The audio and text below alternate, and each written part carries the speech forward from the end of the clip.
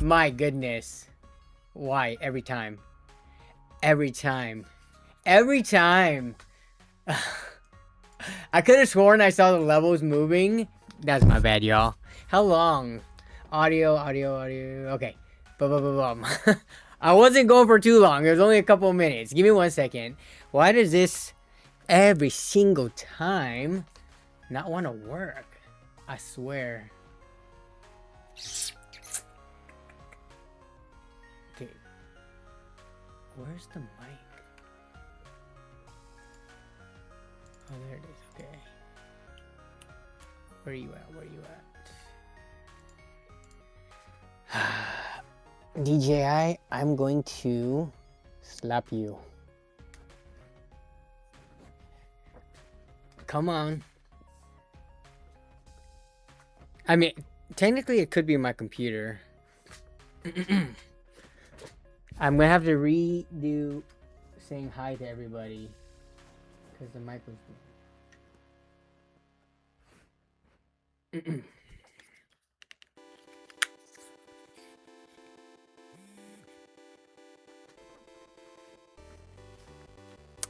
As I try to get this wireless mic to work. Come on.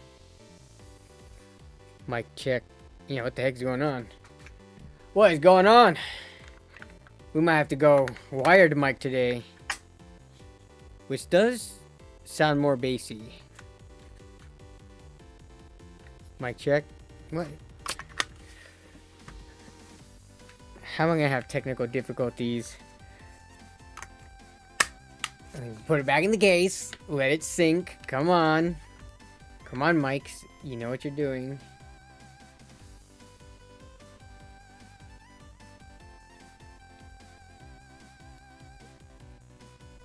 Test 1, 2. No.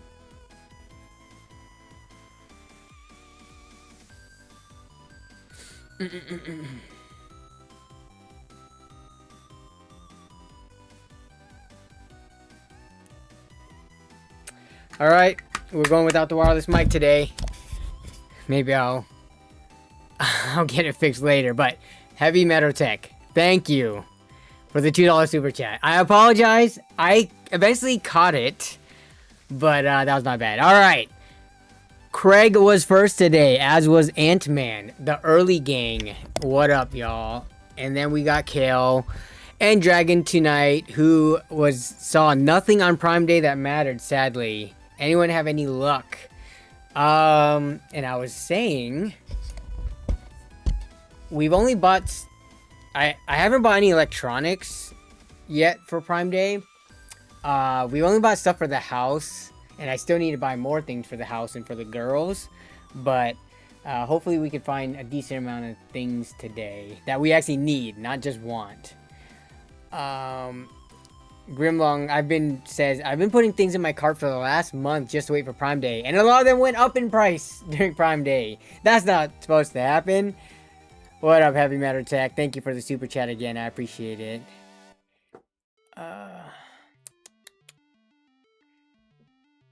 Yep, that happens all the time. It's more of a scam than most other holiday deals. I tend to buy from other sellers like Walmart, for instance. Their deals usually are deals. Yeah, well, good thing we have the price tracker, so we can actually call Amazon out if any of these deals today are not actually deals. And let me check real quick. Today is actually the fantastic deals, right? Pretty sure it is. They always... 25th anniversary exclusive doorbusters. Wait, it starts in... Oh, fantastic sale. There it is. So when is the fantastic sale? 50-70 for kind of close to MSRP. For people who want that. They don't put like a date range? Interesting. But anyways, we'll get back to all this. We're just chilling right now first. What up, Stang? We missed you the last few streams, and happy belated birthday to your little one.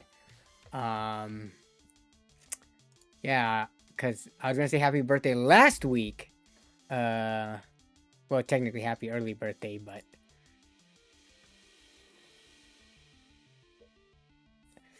see. What up, Pedro? What up, Luke? Hello, hello, hello. Yes, yes, yes. No sound, no sound. We fixed that. John! John, how come the one stream you tune into in a while, my mic's not working? Why? Why? Yes, PS first. Exactly. The Steam Machine is just outdated, expensive laptop hardware. Except, it doesn't have a screen or a keyboard or a trackpad, but it is a cute little cube. Yes. We'll probably talk more about Steam Machine either near the end of the stream or maybe next week. So that was a thing this week. The Steam Machine became available to sign up for a random raffle to pay over $1,000 for it. Actually, we're just chilling right now. Anyone sign up and will buy the Steam Machine if you get chosen in the raffle? I was thinking, like, no matter what, you should be able to at least make your money back, right? On the Steam Machine. Even if you buy it and have buyer's remorse, you should be able to sell it for exactly what you spent on it with the tax included in or whatever, right? There's got to be people in your... I feel like it's going to be so rare and uncommon for people to get it that if you are lucky, you will be able to buy it. You could even use it and then resell it and make all your money back. You might even be able to scalp it. We'll have to see. That's what I'm kind of excited about. Once the Steam Deck actually ships and delivers, what the eBay sold listings are going to look like and what crazy people in my local area are going to list it for. But yeah.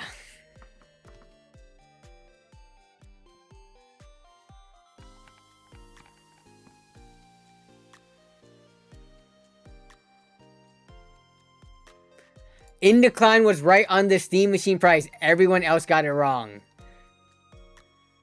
Wait. Let me see. What was my predictions on that even?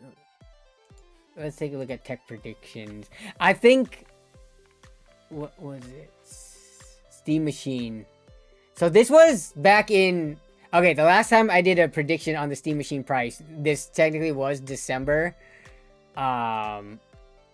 And yeah, I guess the minimum cheapest, the cheapest model was $700, which I thought it would have been pretty accurate, but since then, I think the memory shortages and memory and storage, like pricing situation, has gotten even worse since December.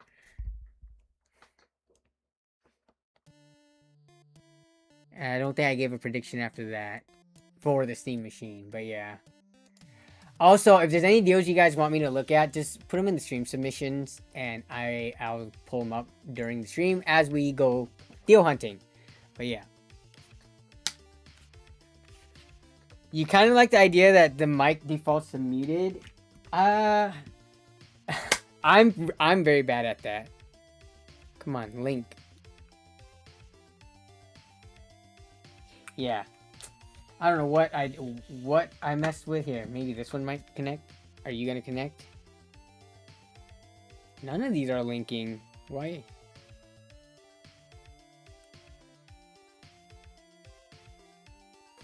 What is the point of buying one of the most renowned wireless mic brands, DJI, if it just doesn't work out of the box? And I gotta go back and look in the manual on how to resync it. It's not like intuitive. But, okay, no green shirt. What are the twins doing? Twins are napping right now. I timed it today so that they would be napping slightly before the stream started. But yeah. Ghost M of M says, I like quiet men. What? What does that even mean? Only men? You don't like quiet women? What are we buying? I don't know. Well, I know what I do need, but we're not gonna look at that till later on in the stream. I need an we need an air fryer. Our household. I think we're done with the basket style air fryers. I think the Teflon non-stick coating, it just doesn't hold up over time. I'm trying to look for an air fryer.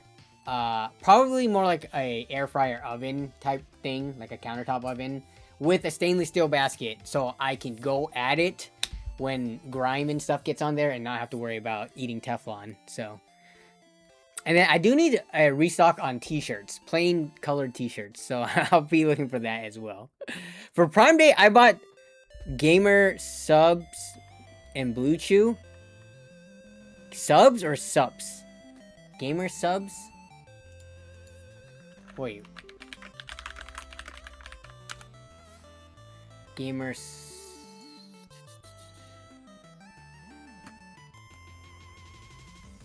What is Gamer Subs?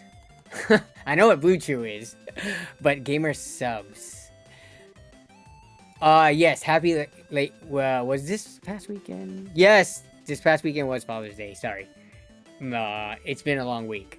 But yes, happy belated Father's Day to all the fathers out there. I had a good Father's Day. I hung out with the girls.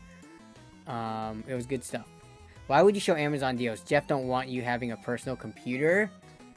I mean, do any of the companies want us to have a personal computer? Nvidia already is seemingly going that direction as well.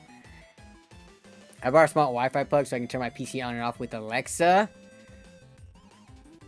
I don't think just a smart Wi-Fi plug would be able to do that, right? I think you need something else to be able to trigger the headers on the motherboard. I don't think the smart Wi-Fi plug that's like plugging in and out the outlet for the power cord, but that doesn't physically switch on the computer or press the button. So you gotta explain how else you're gonna power. You can turn your PC on and off. You can turn your PC off with it because, yeah, you just cut power, but that's not a good proper way to shut down. But I'm curious how you plan on powering on your PC with just a smart Wi-Fi switch. What are my thoughts on the Steam Deck cost of $1,000 and more? Best we go do a bill. $1,000 or more. Yeah, I don't think the Steam Deck is worth that price. I don't think anybody thinks it's worth that price. Even Valve and Steam knowingly, kind of like the Steam machine, the pricing for storage and memory, and I don't know if the other components are included in it too, but yeah, it's just ridiculous right now.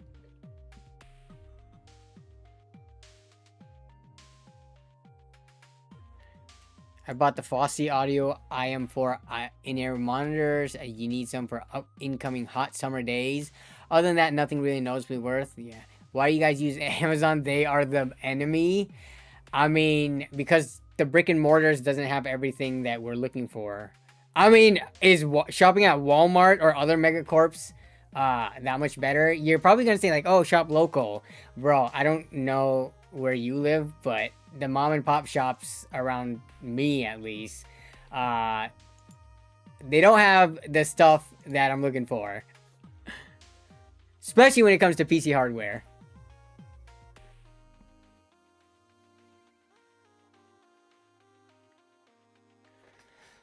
Tomorrow starts the Doorbusters, but the sales early this week for the general stuff for Newegg. Yeah, I kind of want to see what the Doorbuster. So the fantastic sale, but where's the... Did they show a list of the Doorbusters? You know, Doorbusters are kind of like just a... Don't count yourself getting a Doorbuster deal online ever. The bots are gonna beat you to it. Let me see if I can find... 25th anniversary... Okay, do they actually list what they have? Like 650 watt power supply for $40. Okay. Okay, some monitors and motherboards. MSI cloth for $1,000. Pragmatic, you can save 25% off. Hot pot. Wait, these are the Doorbusters?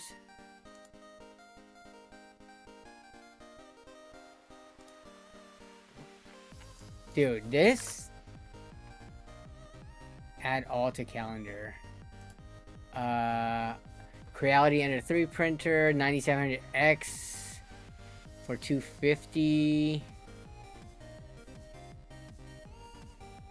4 terabyte drive for $400.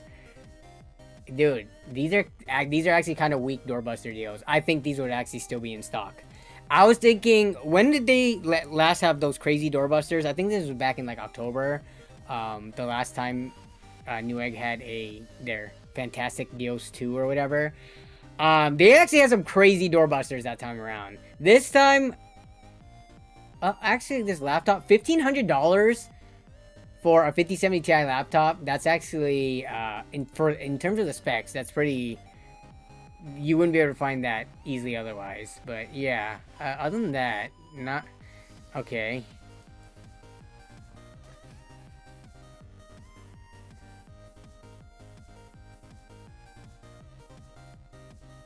Personally, I don't have anything against the Steam Machine, but all the creators are crapping on it. They're comparing it to NVIDIA 5050, and you can buy a better pre-built at Walmart. Yeah, but I don't like that argument because a Steam Machine is so much tinier. It has specialized, like, custom hardware. To do an apples-to-apples comparison, you would have to also put together a tiny PC build, because to some people form factor is very important. Also, the ability to control your TV and stuff like that through the CEC HDMI connection, so that you can use your controller to control volume and things like that. That's could be valuable. That could be worth like $50 to $100, or even $150 or $200 to people, right? It's just, you can't build a PC and have it operate exactly like a Steam Machine. You can build one that is more powerful, just like, raw raster or ray tracing or whatever wise, gaming FPS performance wise, but all the unique features that the Steam Machine has and the small form factor, you wouldn't be able to build a PC exactly one for one just like it, because of the size and the one controller feature. So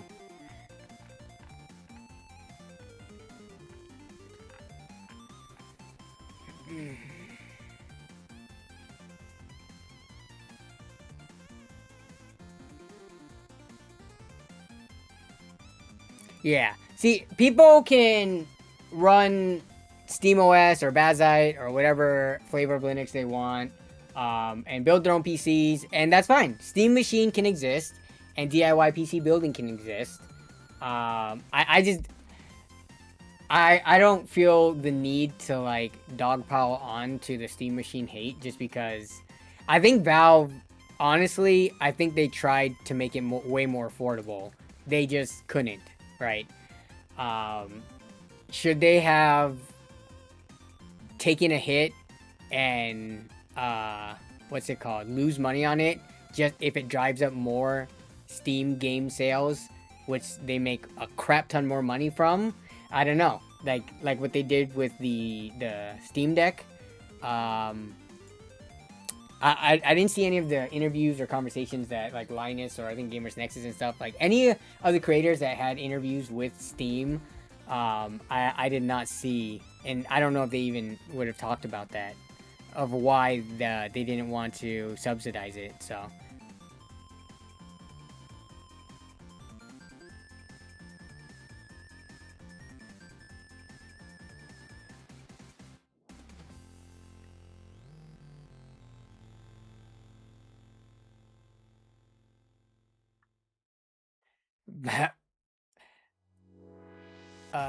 thoughts on Costco's Cyber Power pre-builds. So the Costco pre-builds that I've seen, they're usually in line with what you would find elsewhere price-wise, like compared to Newegg or Amazon or even sometimes Walmart. Walmart and Costco, when they do have sales, their pre-builds seem like the best value as of late.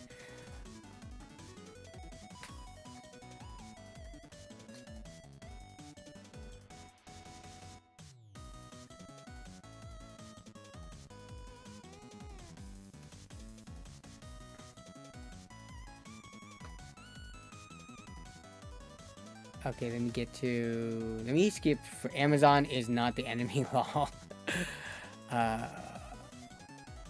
Yeah, okay, so I got the doorbusters. Okay, we are caught up. What up, Refused? Hello. What's up, David Soto? All right, James goes on. Okay, we are here. So let's take a look at, again, now that we're getting started, if you guys have any deals. Hey, Stang already submitted. Actually, we got a couple of deals ready. So let's take a look at these ones first before we go browsing. So we got Grimlong, Rat Boy, and Stang with a case, a monitor, and an SSD. So the Haven case. Whoa. 189 bucks. Whoa. What is the normal price for this? All time. It is Grimlong. Is this what you were talking about? Now it's more expensive? Because on the pricing chart it's $250 now, but like earlier this year it was $230. This is what you were talking about? Oh wait, no. But no, it's $189 now. Is it not showing Prime Day deals on this chart? So it was $230, so it is a deal. So this was not one of the items that you were talking about that went up in price. Yes, in Holy Link Batman, exactly. What is this? Dual chambered mid-tower PC case. Simply, so what is so special about this build that it makes it so 420? Okay. Heat form unisheet glass, so it's got that curved single piece glass. Simply cable management. I mean, okay, they put little like grills in the cutouts that are usually either grommeted or just left open. Okay, it's got a GPU support bracket, which this case, why was it for $250? It seems kind of like a bit much. I mean, if you like the design, I feel like there might be cheaper cases that are a similar fish tank curved glass design. This is still after sale $190. What is so special about this case that has you interested in it? Haven is a really good company. I mean, I don't deny that. I think there are plenty of good companies that make cases as well. Just price wise, I mean, this does kind of have a unique look to it, I guess. Like the rear exhaust, or I guess not, both of these might not be exhaust. You might set this one to intake on with the bottom as well. But I mean, I gave it to you. It's a unique looking case. I feel like it's just kind of expensive for what it is. But the case is one of those things where like it's so subjective whether or not, well, there's some objectiveness to it, you know, like how large it is, the size of it, what it can support. But aside from that, where I'm getting at is, I feel like there are a lot of cases, maybe not a lot of cases, that can support 3 times 420mm radiator support. But for me personally, and for a lot of people, not many people are running hardware that need 3 420mm radiators, or 3 140, or, you know, 9 140mm fans, or I guess 11 with those 2 other slots.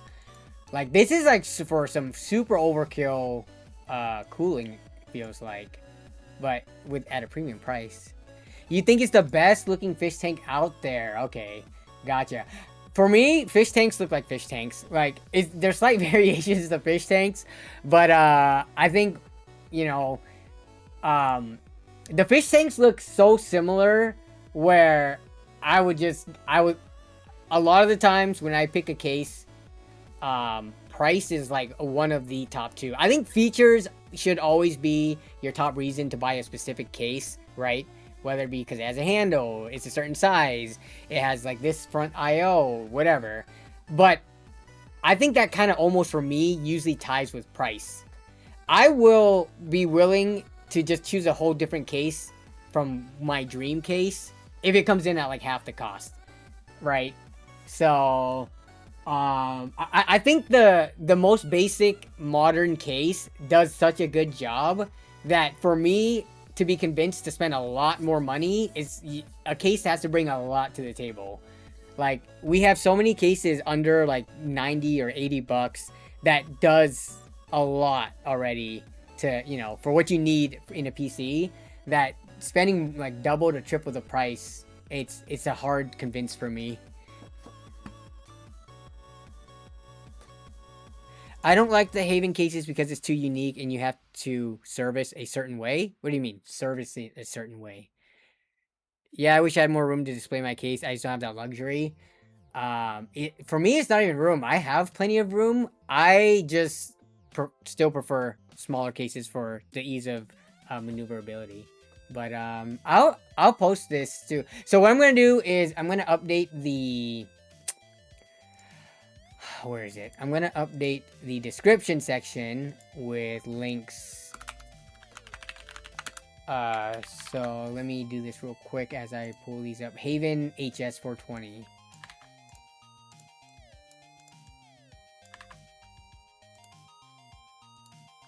Okay, I need a short link for this. Give me a second. Yeah, this link is too crazy long. Let me generate a short one. Come on. If I can get one. Okay. Boom. So we got that. So thanks for sending that. We got the Haven case. Now let's take a look at this Acer Predator gaming monitor. 1440p, 314, 240 hertz.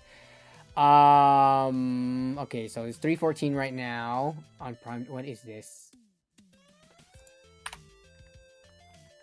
Give me the pricing history. All time. Okay, so right now, so normally this floats around 370, 360. What about this case? What about this? What is this monitor's model name? Do they have it here? Acer Predator gaming monitor. But the thing about monitors is they're so... Oh, here it is. X27UW1BMIIPPRX, whatever. Okay. Specs-wise... Oh, it's a QD OLED. That's why. Got it. I was about to say... I was like, what about a 1440p, 240 hertz makes it this expensive? I know I've seen cheaper ones, but it's the QD OLED aspect of it. I mean, in terms of monitors, it's... What I always do is compare the specs and features. So like resolution, refresh rate, and usually, you know, whatever technology it is. This one's QD OLED. Then I go and take a look at what other monitors with these same features, how much those cost, and then I start diving into more detailed reviews. I don't know all the monitors off the top of my head. Like, I don't know if this one is generally well received, if the quoted 0.03 millisecond response time, which news, like, it's not, but you have to look at the actual testing that goes on behind it, which I'm pretty sure a high profile monitor like this, ratings, or even hard monitors unboxed would have done. But then I would do the research. So I can't speak to the quality of this monitor. There's just way too many out there. But price-wise, this does look like it is indeed a deal, though, because it is a noticeably lower price than ever before in this monitor's existence. So, at least on Amazon.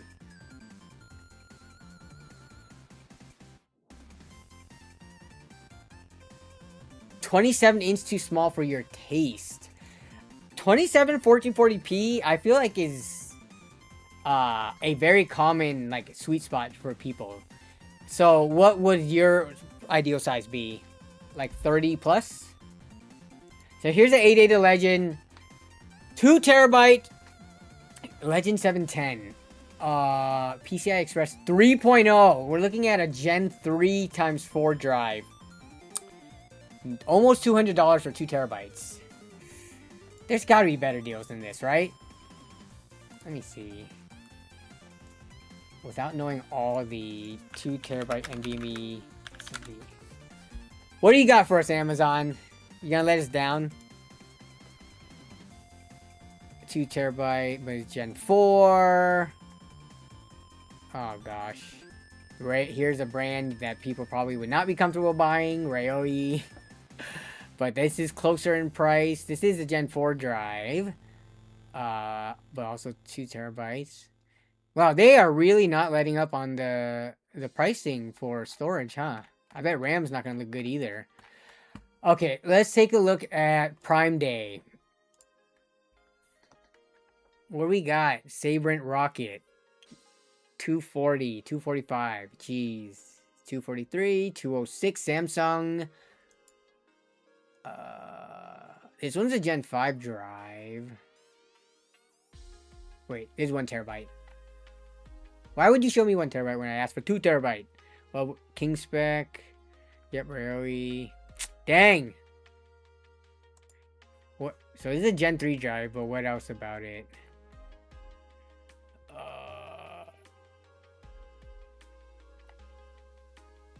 This is a Legend 710. Okay. No DRAM. Wait, it has HMB. Of course it's gonna be a DRAM-less drive. This is like the, you know, every brand has the equivalent of a budget drive. There's nothing wrong with getting a DRAM-less drive. It's not as big of a problem with NVMe compared to, like, say, SATA.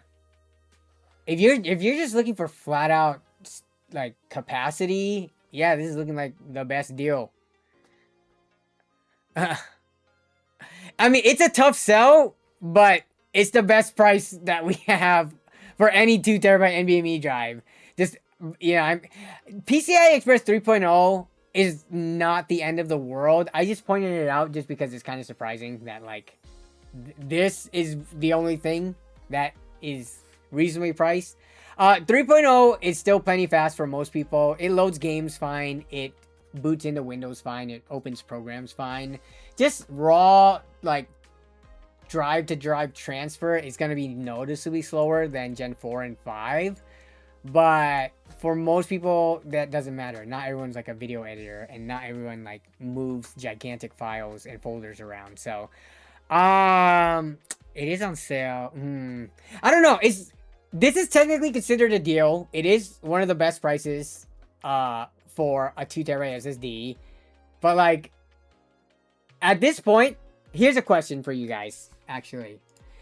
Has anyone bought brand new, like, 1 terabyte, 2 terabyte SSD, or like 32 gigs of DDR5 memory in the last, like, 3 or 4 months with these crazy, stupid prices? We're talking, like, $350+ for 32 gigs of RAM, and like these prices $200+ for 2 terabyte.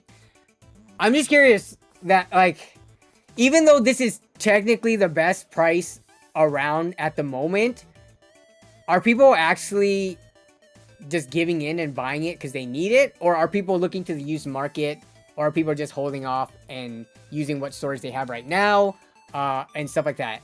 Has anyone bought stupidly priced storage or RAM? I have not yet.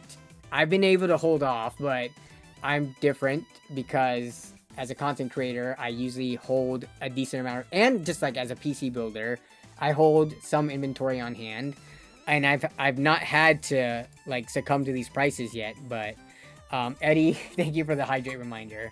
Absolutely not. Nope. No. See, I haven't purchased new in a long time. I source parts locally, used and online. Yeah, like, I think a lot of us are deal hunters in here and are familiar with the used market. I feel like we're not gonna give in to these prices, but no, I definitely have not been paying retail for memory and storage since this all started. I will never pay those prices, ever. I paid $65 for a 250 gig SSD and was mad about it, lol. Why? That is way too much, even in this market, I feel. 250 gig SSD? Used market, you should definitely be able to find at least a half terabyte. Hey, what's up? I'm good, I'm good. There's no being late. There's no being late to the stream. You just, you know, you come when you can come. I refuse to pay more for NVMe or RAM than GPU. Yeah, that's true. I've even got as far back as M.2 SATA lately for budget flips. Again, it's not the end of the world. Especially if you can get it at a good enough price. No need for it, thank God. I got the Samsung 870 EVO SATA 3 2 terabyte for $406 a few months ago. Oof. So you... Wait, what? You bought a SATA 2 terabyte SSD for $406 a couple of months ago. Were they even that expensive a couple of months ago? That sounds way too expensive. I haven't bought new RAM or storage since last September. I have not. Yes, somehow Walmart had WD Blue 1 terabytes available for 67 a piece in store. This was March this year. Bought all 4 sticks. Okay, but so you did buy it new, but not at these ridiculous prices. So that's good. I have stocked up, so luckily no, woohoo, yeah. Server boot drive is giving out, so I need to look for a new one now. If it's just a server boot drive, how much room do you need? Just get something to hold you over. Like, get a 1/2 terabyte if you can. I have been getting 256 NVMe's from eBay for 35. Oh, that's rough. SATA SSDs, in my opinion, are still very good. And yeah, they are good for boot times and gaming needs. Yeah, no, I agree with you there. They're just pretty slow for a straight raw data transfer.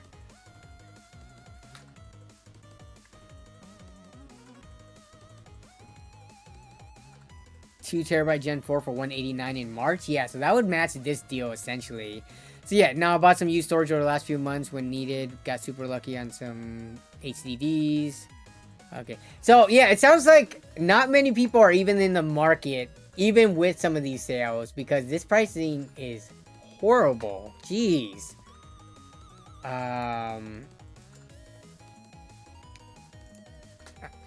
Let's see what their fantastic sale has.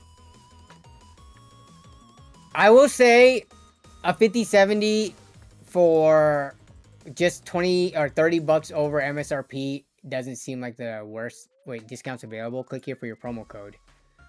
What's the promo code? Free gift with the purchase of Likewise protection plan. Ain't no one trying to do that. Free gift? That's not a free gift. If I have to buy a protection plan and spend money for a warranty or protection plan I may never use, I'm essentially buying what this free gift is. But where's the code? Discount available. Click here. Do you want to unlock this? Yes! Unlock a $30 discount. This actually makes it even a better. So then it brings it down to $550, which is MSRP for this card, which, considering previous weeks these were going for 600 plus, this is actually a deal. Yeah, this is actually, I don't think this is that bad of a deal at all. I think at MSRP in the current state, or the current market we're in, a 5070 for $550, no mail-in rebates or anything, that's not bad.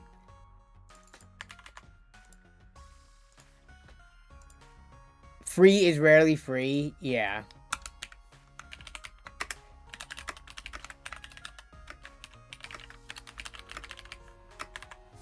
Okay, what else we got? So they got 32 gigs of RAM for $435. Dude, you no.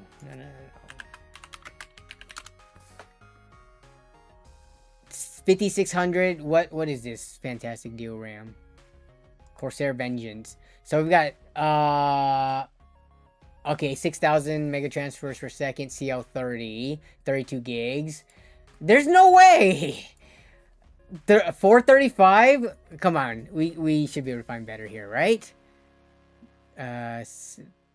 Maybe not 6,000 CL30 at this. No, so 6,000 CL36. Dude, I don't know. Do you guys care about speed and latency that much, where you would spend $70 extra for the Corsair kit at 435 over 360 for the T-Create? This is a CL38 kit.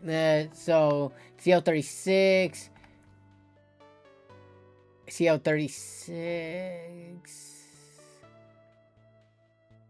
6,000 CL36. 6,000 CL38. Yeah, I'm going for the slightly worse latency kit. I'm saving the $70.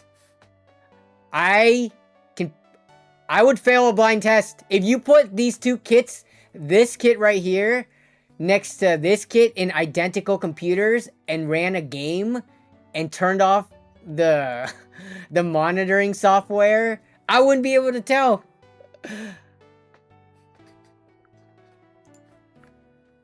You can get 6,000 Mega Transfer CL 30 DDR5, 16 gigs for 200. No, I wouldn't do that. Because that's $200 per 16 gigs. I would just get the 32 gig. If I needed memory that badly and I had to buy these stupid prices, I would be okay with this kit. I think a lot of people would be okay with this kit. They just don't know it. They just watch way too much, like, they just watch too much YouTube telling them that they need a specific sweet spot of speed and latency.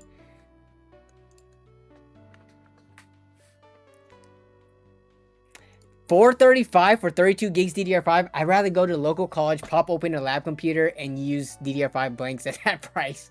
Hey, we don't do that around here.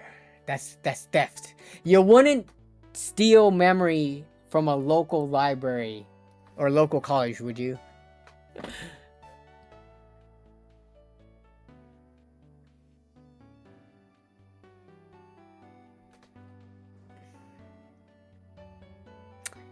I remember when 70 bucks was enough to get you a pretty premium 1 terabyte NVMe. Yeah, imagine that. You save 70 bucks going with this kit over the Corsair. Dang. What was the other? So we got that one. What is this eBay? Something went wrong. I'm going to click it again. I click it. Okay, here we go. NeedTech 2 terabyte, 1 terabyte. So 54 bucks for... I don't care about the read speed. Give me the capacities. So 250. Okay. Interesting. 250 for 58. Okay, 80 bucks for 500 gig. What is this link? Is there some kind of a deal to be had? Oh, with the coupon code. I don't know, man. 64 bucks for 500 gigs. 1 terabyte for 112. This doesn't seem like that much of a deal. Gen 3 drives. And buying it from eBay. See what 1 terabytes are looking for.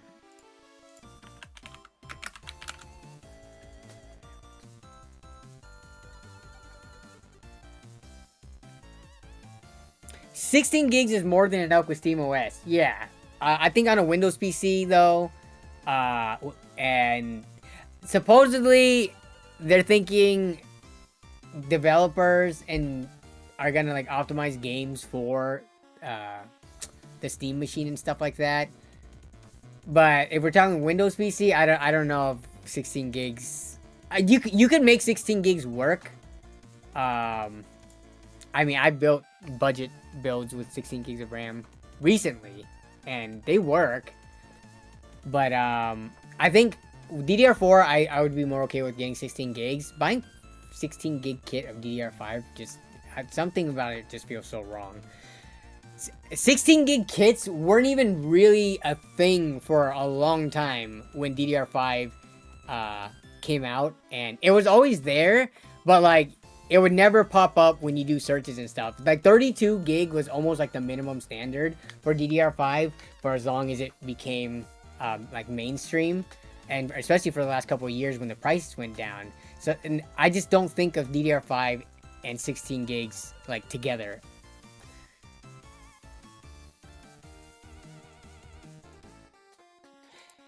Pedro says, managed to get a 3050 for 110. The 8 gigabyte one. 3050 for 110. Is that a good deal? I'd say so. I don't know what else you could really get for a 110 that would be that much better than it. And being a 30 series card, you know, having DLSS, and I wouldn't consider that a ray tracing card at all, but just getting DLSS and just the suite of NVIDIA benefits and CUDA and stuff, I think for 110 it's a pretty good price.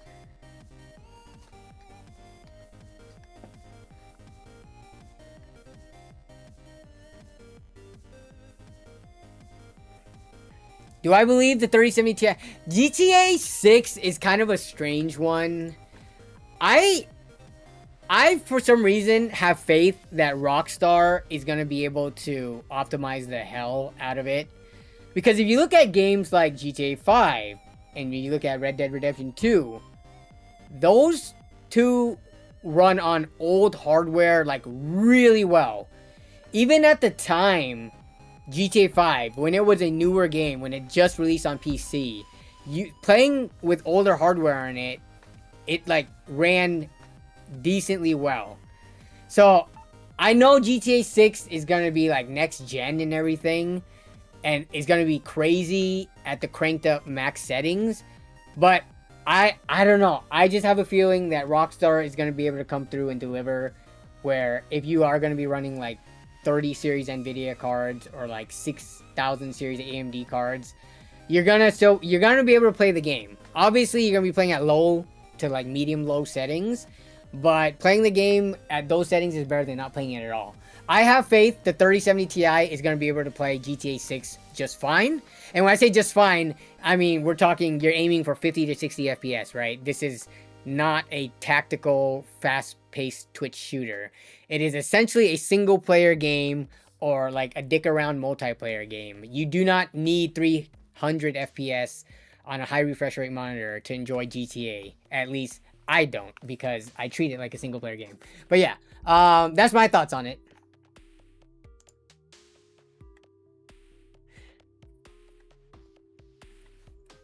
Okay. Gigabyte monitor, Amazon, blah, blah, blah. Another one. Yeah, there's just way too many monitor deals. Like, if we look at these two. So this one's 27 inch as well. Same thing. 240 hertz, 240 hertz. Same 0.3 millisecond. This one says the gray to gray. This one does not specify, but I'm pretty sure that's gray to gray. Yeah, it's like the exact same specs, except a little bit more expensive. Which one is better? I don't know. You're gonna have... Oh, sorry. I did not change the thing. But yeah. This one was submitted by Kenny D. But between these two, there's $35 difference. The specs look pretty similar. This one has height and tilt adjust. This one has, yep, height, pivot, and swivel tilt. Okay, yep, so they're both decent stands that can actually let you move it more. Yeah, off the top of my head, I can't tell you, you know, for the $35 premium if the Gigabyte one is better. Because they're also going to claim their own, like, oh, you know, color accuracy and all that stuff. Like DCI P3 99%. What does this one claim? Usually they claim, like, you know, over 100% sRGB accuracy or whatever. Actually, it does not. Oh, here you go. Yeah, 99%. Yeah, on paper, they both are, you know, competing similar spec monitors.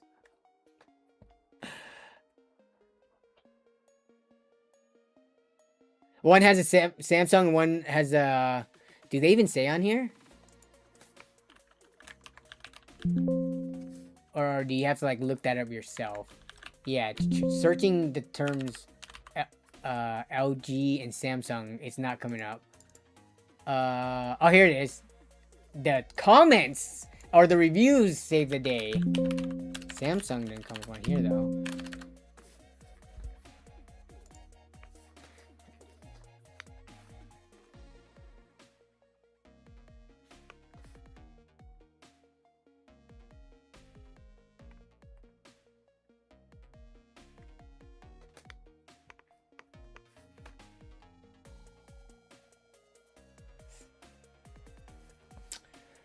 Okay, let's see.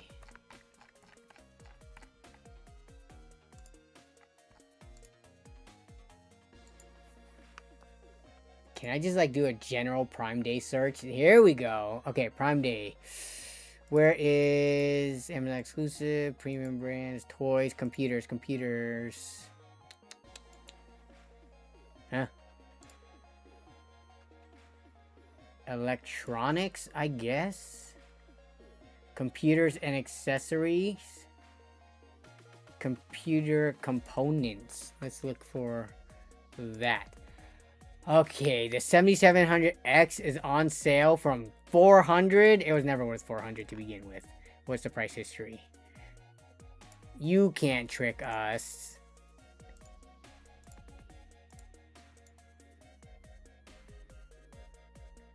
So it was already floating around 240 leading up to this. Right now it's 200. And it was already 200 in the Amazon resale. So that's not exciting. You can get a 5080 for $1,500. Whoopee. Dude, them calling this 50% off is so freaking stupid. No one thought leading up to Prime Day this was a $400 CPU. God. I understand. Who was it earlier who was hating on Amazon? I understand. But to be fair, a lot of different websites do this. Newegg does this as well. I'm sure Walmart, Target, and all those do this as well. Okay, we scroll down. 5800 XT, 24% off. 9070 XT for $710. Is there any other? Let me keep scrolling. 9060 XT for $450. That's kind of rough. Yeah, none of these are jumping out at me as like, hey, that's a pretty good deal. Actually,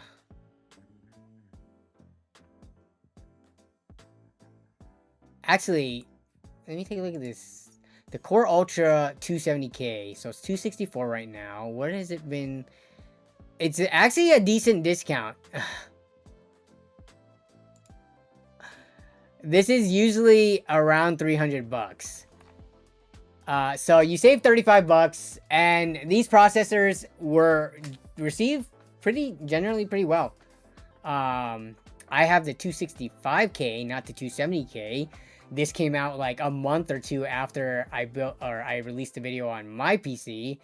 But yeah, I mean, I think Intel with this line, or this generation, they kind of slightly redeemed themselves. I've been seeing more positive reception just in general in like Reddit and comments and stuff like that on these compared to 13th and 14th gen.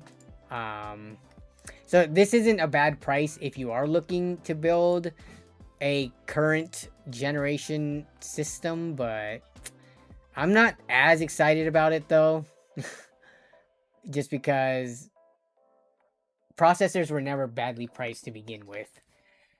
5060 Ti, this one's 350. This must be the 8GB. It is.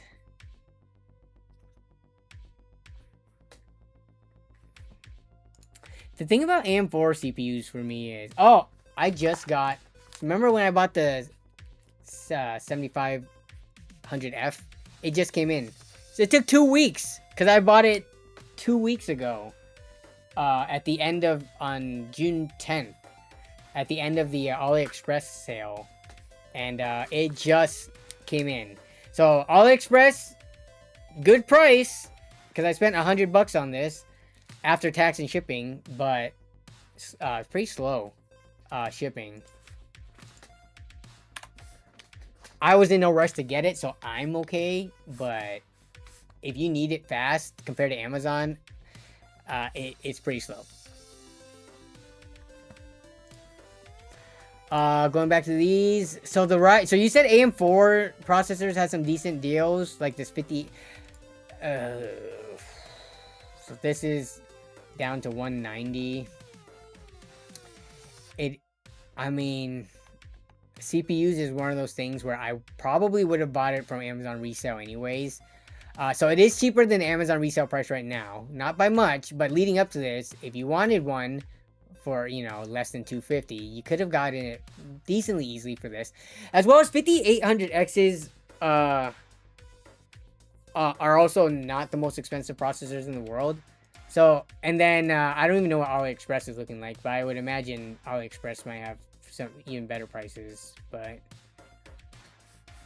Okay, I pulled up this one. So 9070 XT.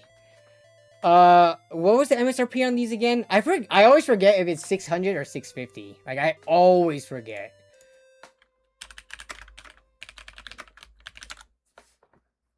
It launched at 600, not 650, which makes this less attractive. This would be better if the 5800 X3D re-release was out already. What is the official date on that? I don't even remember the announcement.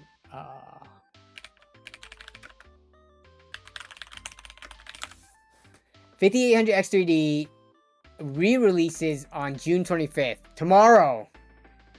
Special production run launches at 350, making it less than the $100 less than the original MSRP. But we're talking, when was the original release? That's nothing to boast about when it came out 4 years ago. Yes, I would expect a processor that came out 4 years ago, if it's gonna re-release, it better be $100 less than what it launched at.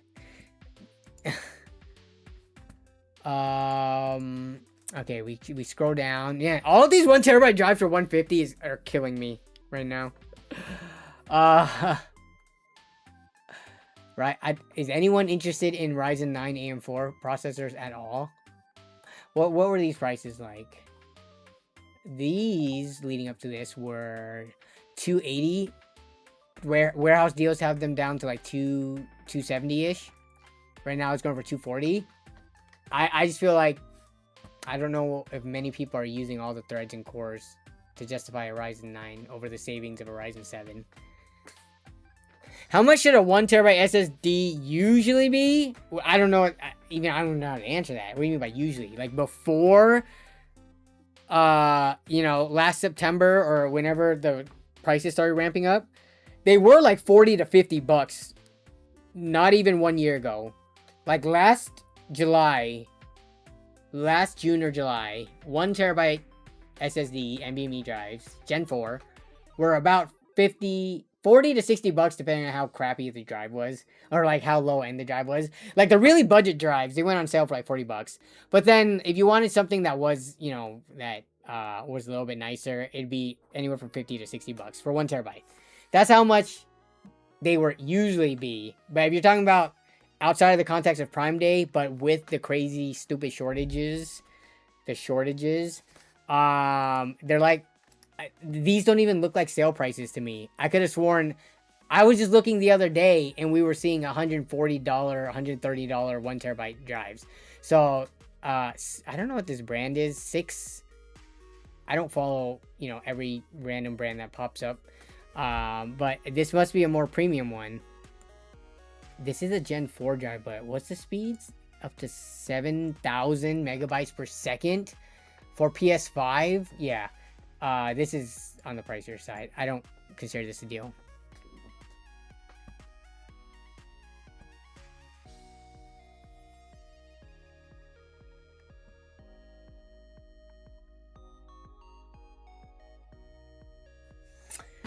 Um, 9060 XT for 450, not exciting. Even dude, I could have sworn these Gigabyte Eagle boards. So right now they said it used to be 250, 151. Nah, Amazon's freaking lying. This was never ever going for 250. So 151 is a sale price, but we were having these all day for 170. Plus, I would have bought the warehouse deal anyways for 120 bucks. Because Amazon warehouse deals, look at this. You can get it for 114. Even with the Prime Day sales, I would go straight for this board. Amazon motherboards, I don't know what it is about them. Why are people returning them so much? Because every Amazon motherboard I've gotten has had 0 issues. The only time was like one time I bought one and it didn't come with the IO shield. I could have returned it, but I decided to keep it because I really needed it. But yeah, like if you're not in a rush, you could play, the raffle with Amazon resale motherboards. So yeah, what Prime Day deals? Come on, what are you guys doing? This, like, okay, sorry. This is less of an actual finding deals and more of a, pointing out the shortcomings of Amazon Prime Days. Because something like a power supply, I would have thought for a small form factor, even a 750 2024 model version, this doesn't scream deal to me. 143 bucks. Let me look at what these were going for before. Normally, these were just going for 160. So it is technically on sale, but 160 down to 140, that's 20 bucks off of, that's like not even 10%. Wait, no. It's a little bit more than 10%. 160, 16 bucks go down to, that'd be 144. So yeah, it's about 10% off. This 30% is a lie. And what was the, is there any used pricing on these? Not really. It even tells you regular price. Prime Day deals. Look, it's contradicting itself. Prime Day deals, 29% off the list price, but we're gonna tell you the regular price is normally 150 anyways. More like Prime Day duds. Yeah.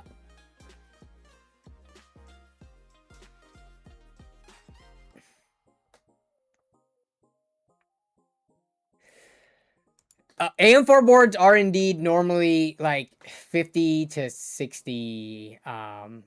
I'd say if you wanted a decent one, maybe up to like 70. But yeah, like it depends on if you are okay with the most bottom of the bin boards. Like, yeah, you can get it brand new for bam right there under 60 bucks. But let's say you wanted a nicer one, that has like, you know, a little bit more like cooling on the important components. So here's one for like that much. So let's look for one like this one. I would be like, okay, this tough one actually has decent cooling on it. And it's not a micro ATX board. So if you had a bigger, you know, micro ATX are usually cheaper. But let's say you want a full ATX one, but you didn't want to spend the full 120, you can save 30 bucks and get a, you know, a pretty decent board with decent cooling. And let me look at the IO. Looks like pretty standard IO. And then how many M.2 slots on this one? There's 2 M.2s, so not too far. Like, that's pretty standard for B550. With heat sinks on both of them. Like the super cheap boards you can get for like, you know, again 50 to 60. I usually aim for around like 80 bucks. I'll spring for a slightly nicer B550, like to get a B550 board that doesn't look like it's really an A620 or something. Or I guess, what was there ever, what is the, there was never a B5, was there a B520? A520? Yeah, A520. Yeah, sorry. Yeah, that B550 looked more like an A520.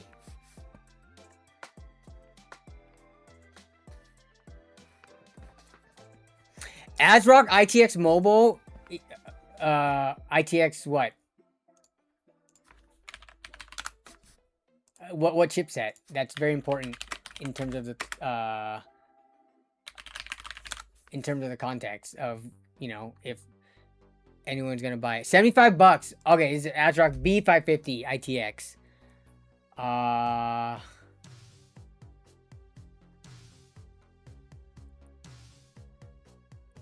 One of the more how many USB slots does this have?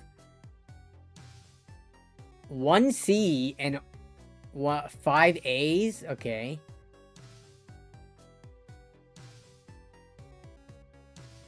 Yeah, if you need it for the small form factor-ness of it, I haven't been up to date in the AM4 ITX space, but let's take a look at what we got. Does Prime have anything in this category? 104. Nope, that's not even an ITX. No ITX. B850i. Yeah, doesn't even look like Prime has any competing products.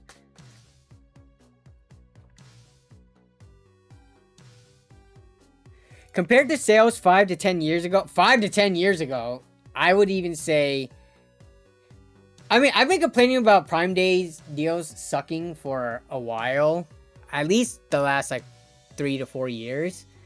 But even then, there were still little nuggets of good deals to be had in between. I like, dude, scrolling through this. Let me go to build a PC sales in a second, see if they curated anything.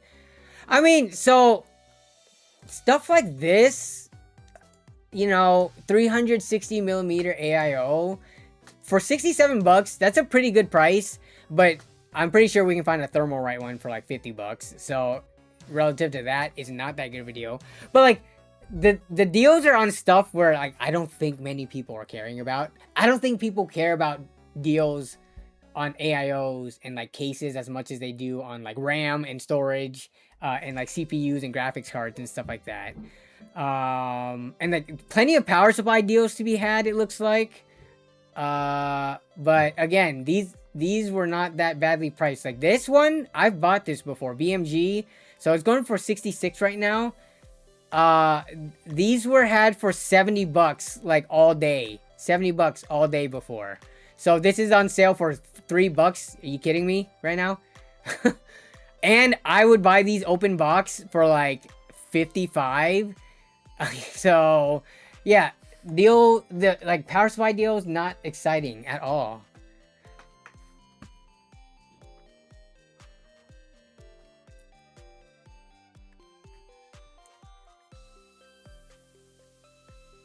This jungle leopard cooler looks pretty interesting though. It's like it's got a wide screen on the pump, or on the block for 110. Aesthetically, like I guess this looks like a sale because not many coolers have like a big screen like this. What else we got? Ooh, I do need a new capture card. What's up? Hello. Hi. Hello. The girls just woke up. I do need a new capture card because my current capture card cannot do 4K 60. Let me see. How much was this normally? 170? This thing, I could have got it used for 170. Okay, so this is actually not a bad deal for a new one.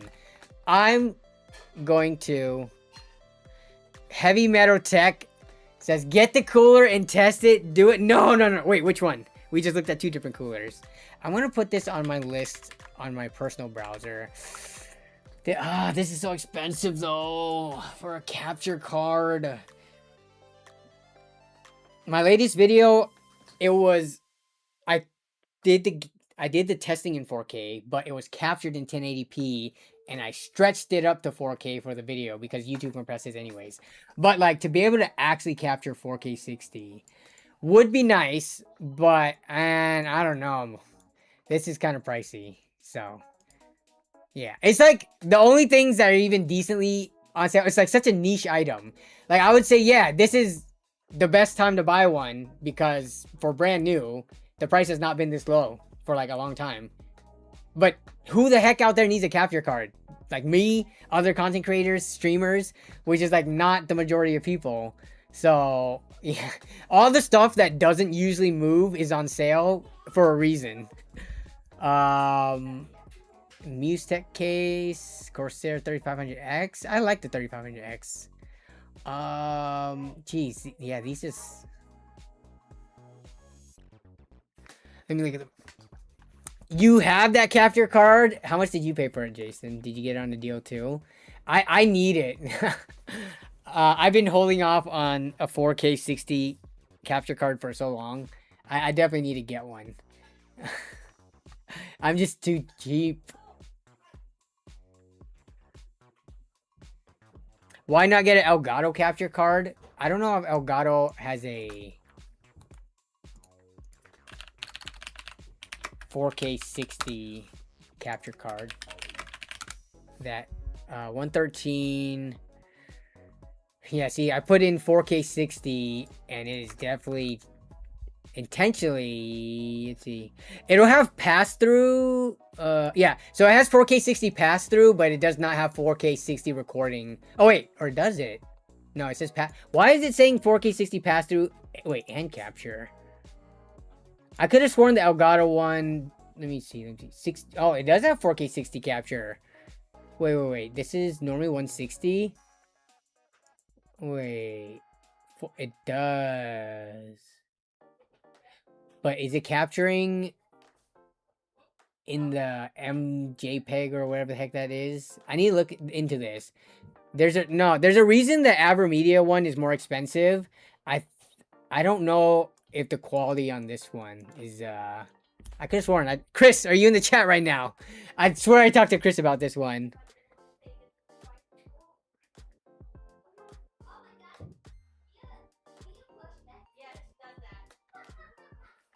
I see a lot of stuff I'd never buy on sale right now. Like what?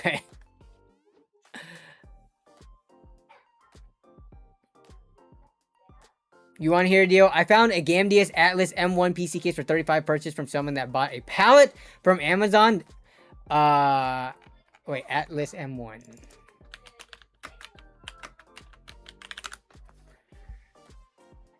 So this is normally Atlas M1. Where's the M1? Is this the M1? Jeez, what is this title?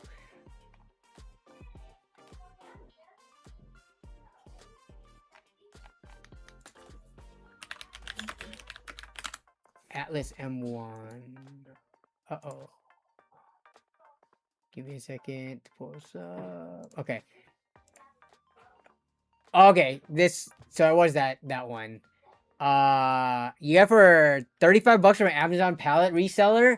Nice. That's pretty, I mean, yeah, that's cheaper than a lot of other more, not more expensive, but cheaper, lower budget cases that would be more expensive anyways. Because, yeah, the lower end of the budget, like, case, price range that doesn't completely suck is probably around 40 to 50 bucks. So you were able to pull one that usually goes for like 70 to 80 for 35. Nice. You ever tested the GameDS PSUs, Danny? I mean, the only testing I can do is running stress tests with hardware, but that's not a proper test. I'm using a GameDS PSU right now. But have I ever tested one? No, because normal people can't properly test PSUs. They could plug it into stuff and turn it on, but that's not an indicator of anything. You have F-tier power supplies that could power on hardware, no problem, and run stress tests. But I am personally using a GameDS power supply, like day in and day out. That's as much testing as I can really do with it. The one negative I will say with Amazon, they list features in their titles based on search keywords. I always check the specs. Yeah, definitely. Sometimes the title and listing, it doesn't tell you like anything about it. Okay, let's go to Build a PC sales because I'm curious what people are posting over there. Like, what are people posting that... So, like, Sennheiser, 100... Okay. Some expensive headphones. Oh! Wait. I found a GameDS Atlas M1 PC case for 35 purchase. Okay. You opened it, the PC case box, to a complete PC build, all for 35. I don't know, man. When the person, you wouldn't think that they would think that it's a little heavy to be more than.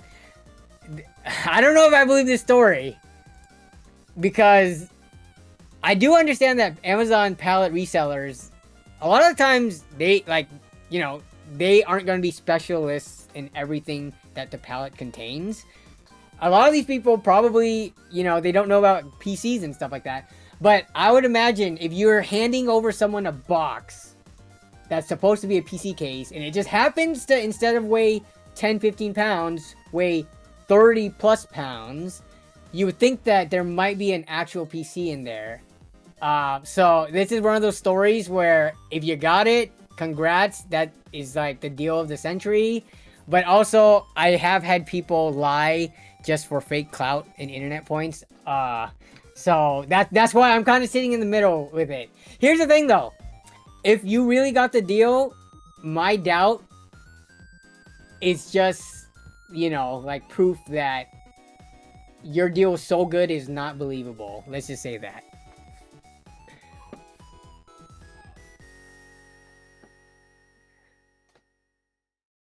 Would I use a Gigabyte PSU? Yeah, Gigabyte PSUs are fine. There was one that Gamers Nexus found problems with, which they fixed, and there were plenty of other models from that same like era that were just fine. I think people watch like one Gamers Nexus video, or like watch one Hardware Busters review, or like look at the PSU tier list, and they see that like, you know, one model had some catastrophic failure, and then they just think everything from that brand is bad. That's not how it works. I have no problems with Gigabyte PSUs. I'll do my research to make sure it's a model that is not problematic, and then yeah, that's it.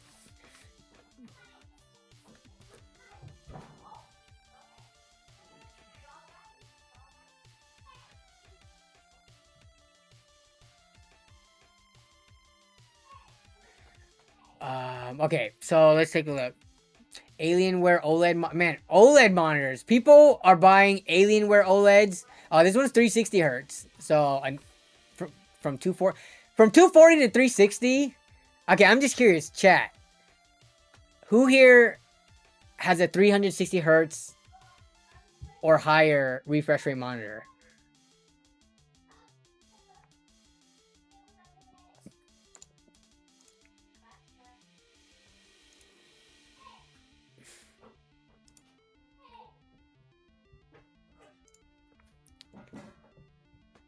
Because this one is more expensive than the other two we just looked at. For the same size, same resolution, higher refresh rate, but also Amazon resale, but like new condition. I would be personally okay with buying monitors on Amazon resale because, again, return process is so easy if it's problematic. But you're spending more and you are getting higher refresh rate, but I don't know if, like, dude, I'm approaching my 40s, right? Like, I cannot see the difference between 240 to 360. And even if I could, I would not care. So, yeah. I mean, this was upvoted by quite a bit. So, man, there must be a lot of people who are looking for 360 hertz. 240, 288, nope, 165. My eyes can't see past 60 hertz. Yeah, you're right. Yeah, I'm on a 160 myself. I'm on a 164K right now. I got a 27-inch 1440p 240. I feel like 240 is kind of like the upper range of what's, you know, people are call it good with, and then they would want to save money after that. I wouldn't know what to do with 360. Nothing I play warrants 360. I mean, you could just throw on Valorant or League of Legends, you know, two of the few games that you could run at max settings at 4K and still pump 300 plus FPS. But yeah, that, like, come on, like, this doesn't get me excited for Prime Days. Micro Center, dude, build, oh wait, this is on Build a PC sales, but I despise seeing Micro Center deals here. I just hate seeing it. Micro Center deals need to have a big red flag, and there needs to be a way to filter it out. Dark Flash PSU. So all the good deals, because this is sorting by best within like the last day. So all these like 3 hours, 4 hours, 10 hours ago. I mean, we're scrolling. Oh, come on. A 1 terabyte micro SD card at Costco for 180. This is what's getting the high upvote points right now. Dude, this sale sucks dick. I'm just gonna say it. This is like by far the worst Prime Day in at least the last 5 years. And I get it for the RAM and storage. Sure, we already know those prices sucked, but come on, throw us some more motherboard or CPU deals than we've seen so far. Even the power supply deals, I feel like are kind of lackluster. Where are like the actual discounts at? 9600, here we go. Woot comes in. Okay, let's look at Woot. This is, of course, it's sold out. $130 for a 9600X. Well, limit 3 per customers. I guarantee you, people are buying these in the 3s just to. You could resell these. You could use it for PC flips, kind of, for the people who are willing to pay for the DDR5 memory. But yeah, 130. This is a good price. Of course, it's gone. This was posted 11 hours ago, too. It's also the worst economic situation in the past few years, and I think they're using that as some of the excuse for the pricing. The worst economic situation for your normal, average, everyday citizen who, you know, people are either losing their jobs, you know, people are looking for jobs and aren't getting any leads. People's bills, grocery bills, gas prices are through the roof. Property taxes keep going up year after year. Housing cost goes up year after year. And they think that setting higher prices so that they can make up for their, you know, lack of year-over-year profits is the good idea. I don't know, man. Yeah, we know this Prime Day wasn't going to be good. The funny thing is, last year, I said, this Prime Day I expect to suck. And then it ended up having some good deals. Right now, nothing. Hi, girls. Hi, girls. There's nothing interesting down here. I promise you. All the fun stuff's up there. So yeah, going through this list, this is the only thing so far. But let's take a look at Woot. Computer staff picks. Alright, you can buy some refurbished micro optiplexes. Oh my god, these girls are so cute. I gotta show you guys. If they will stay. Are they gonna stay there?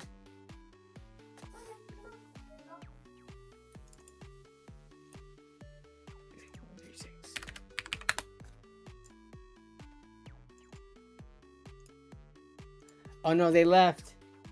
No, they left. Never mind, I can't show you. But okay.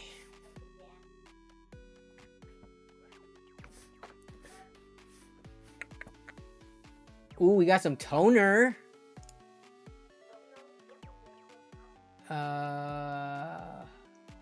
This was in the staff picks.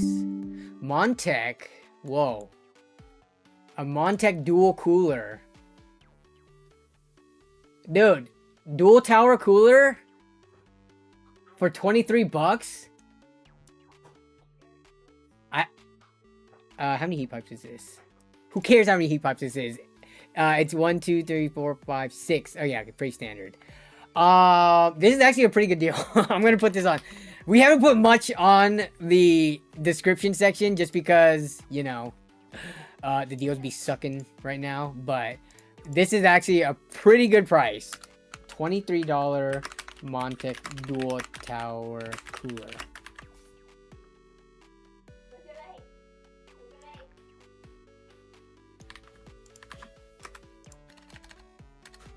Okay.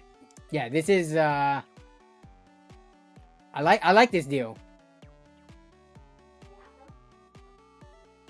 Bro, check out Amazon's Thermalright cooler sales. They're pretty crazy. Okay, we'll go back to Amazon because Jason says there's some Thermalright cooler deals. Maybe I gotta pick some up. Thermalright. Okay, this is pretty standard pricing. $34 for a Peerless Assassin. Single tower cooler for $18. Oh wait, I gotta sort by Prime Day, right? Okay, what we got? What do we got? Okay, we got a temperature display one for $20. This is actually pretty good if you want one of these. Given that you could normally find these ones without the temperature display for around 18 to 19 bucks. I'm not gonna pick this up. Just, yeah, because I don't think like the people I build PCs for, they really care about that. And I already have some coolers on hand, so I would really like, this is a pretty good deal. 32 bucks is as low as your, like, you know, these are normally 35 to 40 for the Phantom Spirit. Here's a dual tower for the Royal Knight. Oh, and it's 155 millimeter high, so pretty compact.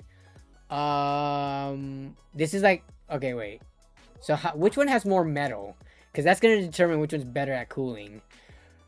Where's the dimension on this thing? Do they even list it? Dimension, specs. Okay.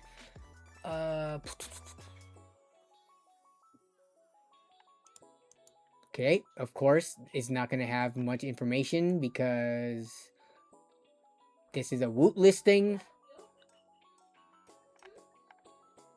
Dang, how do they not have a diagram with like the height? I guess I could just look it up. But they're about the same price. Technically, the Amazon one is cheaper by $1. But, okay, let's take a look at these dimensions. Between the two, so this one is 120. Okay, here we go. So this is, yep, 120, 114. So it's 155. How tall is this one? If this one's taller, it looks like they're about the same, like thickness. I mean, for most builds, either cooler is going to be okay. But since they're so similarly priced, height. What the heck? Okay, here we go. Dimensions. Oh, this is 160 millimeters tall. Wait, the cooler's 160.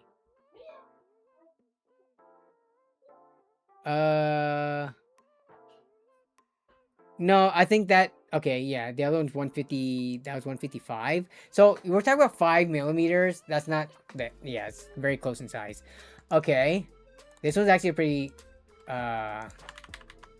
good price. Normally, it's, wait. Let's look at the price history real quick. This is a Royal Knight. Is this a newer one? How long has this existed? All right, this has been around for a while. Why does this never come up in my search? It's always the Phantom Spirit Peerless Assassin. I guess it's because it's a low profile one. But, I mean, it's existed for, you know, almost 2 years.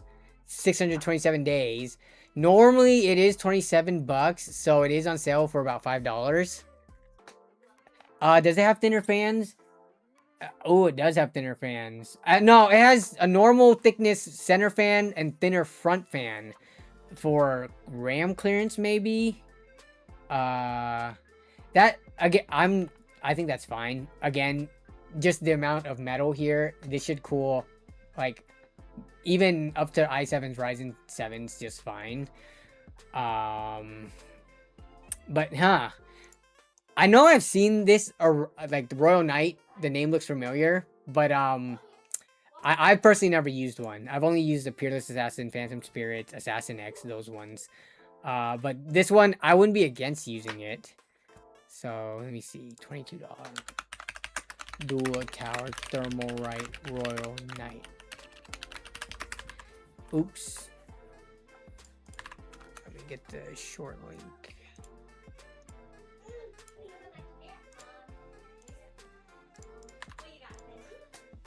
Okay, what else we got? We got the Peerless Assassin not digital screen, but digital CPU, GPU utilization temperatures. So this is the 8-segment display thing. So it's not like a custom LCD screen. You're pretty much fixed to these numbers and the monitoring of just CPU and GPU. These have been around for a little bit now. I haven't used one from Thermalright. The one that I use in my personal system is a DeepCool. It has a little bit more information on it. Hi. But I know Thermalright has some LCD ones. Here we go, 46 bucks. Reading the reviews on some, it might not be this one. It might have been the AIOs. The Thermalright screens, at least on the AIOs, when I looked it up, are pretty problematic and are like annoying to deal with. Anyone have an LCD Thermalright cooler, like an air cooler, and can you speak on it? Let me look at the reviews real quick, cause that's the one thing. Like, I got excited when the AIOs started having the screens on them from Thermalright, but then I saw the reviews and people did not say good things about it. So, performance style, big cooler, big capabilities. Okay, no brainer air coolers if you like screens. Can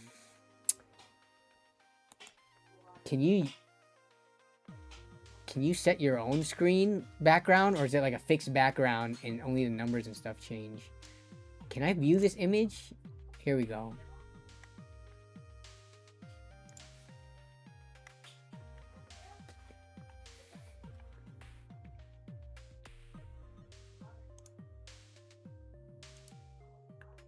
See, all these images makes it look like these are like preset backgrounds. I want to see, like, can you set your own custom image? Second fan can light up. Okay. Dude, what? I gotta put in my... I gotta log in just to look at the reviews. Amazon, what are you doing? Okay, let's look at the 1-star reviews. Nope. Okay, apparently not.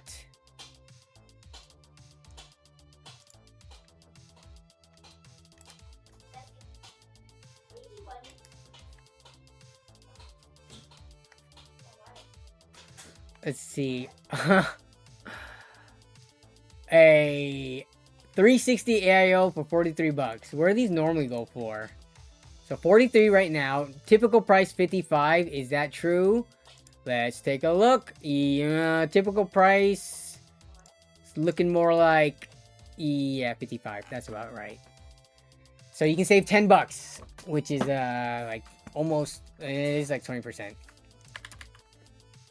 So if you're looking for a 360 AIO, I don't know how many people are, but that's why I was saying coolers and stuff. Not the most exciting, but what's it, $45 thermal right 360mm AIO.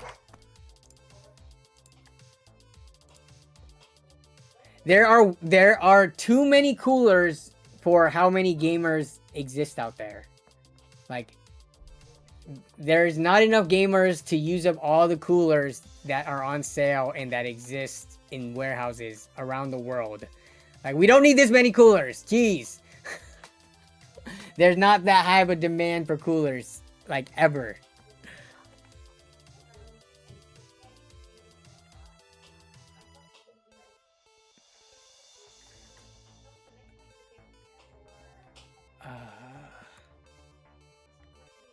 Need to figure out how to put 360 millimeter AIOs in chairs. Actually, now that you mentioned it, Libernovo. There are not water cooled chairs, but there are fan cooled chairs. So I'm curious. Prime sale. So see, so many companies like ride on the coattails of Prime days, where kind of like how Newegg is like all of a sudden, you know, after, or I don't remember when the first Fantastic deals came about, but it was definitely to compete with Prime days. And then other companies, you can look at like so many other companies. Today they're gonna have sales, or like this week they're gonna have sales. But this chair, so I have the basic model of it, but this one, the max high-end model, has like a built-in fan. So yeah, there it is. So while it's not an AIO and liquid cooled gaming chair, it is a cooled office chair. But this chair is very expensive. Thermal right makes me wish I needed a new cooler, lol. Hey, thermal right's always gonna be there for you. You don't have to worry about like, oh, if I don't get it now, I'm gonna miss out on amazing value, because whenever the heck you need a cooler down the road, even if it's not during a Prime Day sale, it's still going to be priced so well anyways that you will... I hope this never changes, but for the time being, Thermalright will always have your back when you need a cooler. Whatever your price range, whatever form factor, style you need, they'll have something that will serve you well.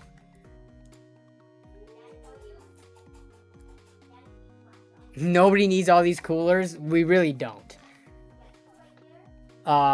Ooh! Privacy screen. Oh my god, these are so expensive. I kind of want... Oh, man. Privacy screens for LAN parties would be so nice. Because when we play games where screen watching affects the gameplay, then this... like, you know, hide and seek, prop hunt type games. Or the new game that came out. What's that new game where you paint and you try to hide and paint? It's like blowing up all over social media and stuff like that. But games like that. Mecha Chameleon, is that what it's called? Mecha something? A privacy screen would be perfect because, yeah, as soon as you get off axis, that you can't see anything. But I'm not going to spend $40 per privacy screen.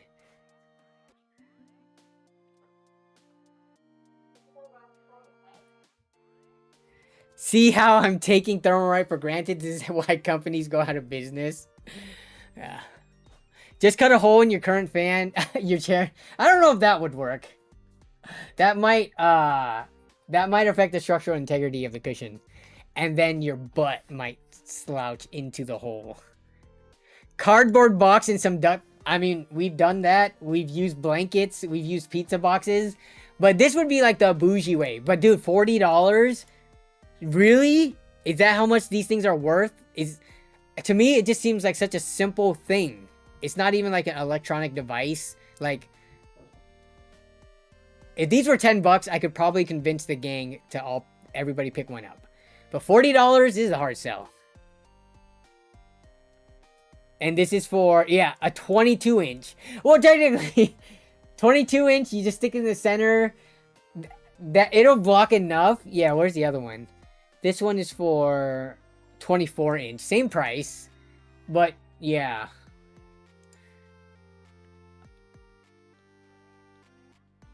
H6 Flow? Whoa. I personally am not a fan of the H6. I don't like the wedge. Do you guys like the wedge? Do y'all like the wedge here? I mean, it's still a fish tank style. But, like, I don't like the wedge. To me, it's just, like, it doesn't look good. And then I think it kind of... It makes the case kind of a weirder shape because of how you can fit an AIO on top. Like, if this wedge wasn't here, you could just put the fans on the side, and then you can make the case not as wide. I think adding a diagonal corner like this, similar to the height case, it messes up, like, the overall case dimensions. It makes it bigger than it actually needs to be. But for $70 for a case like this, which this is kind of like more on the more premium side, right? Compared to like the H5 or something like that.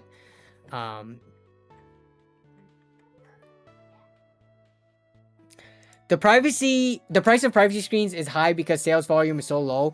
Is it really? I would think that like businesses and corporations buy if you think of like the office, right? Like any standard office, at least that I've worked in, they have had privacy screens for the employees. I don't think privacy screens are typically bought by normal people like you and me, but businesses, maybe schools, hospitals, probably not so much. But like, yeah, no, like, I would think they sell high volume to like different sectors and different industries, not consumer level. Yeah, let's see what AliExpress has it for. We're going on a side quest from Amazon Prime because the deals suck ass so much. Privacy screen. I think I looked this up before. I think it's cheaper, but I just typed AliExpress into an AliExpress search bar. Let's see what they got. Privacy screen. Privacy screen monitor. Nah, see. Oh, here we go. Visible only within 30 degrees. So this one's actually way more affordable. This one, 27-inch, $48. Okay, 25-inch. So like it's like 15 to $20 it looks like. Or I guess this one's even cheaper with the sale.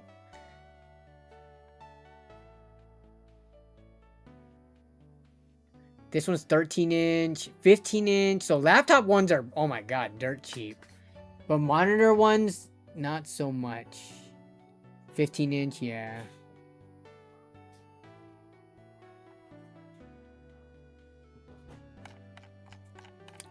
Still a bit pricey. I could afford this one. This one I would do. Special offer. As soon as I log in, is this offer gonna go away? Because I'm not a first-time customer. The price of binoculars is better than privacy screen. Discuss. I have never bought binoculars, but I've never bought privacy screens for myself either. I've only used it at the workplace. What up, Roland Wales? What up?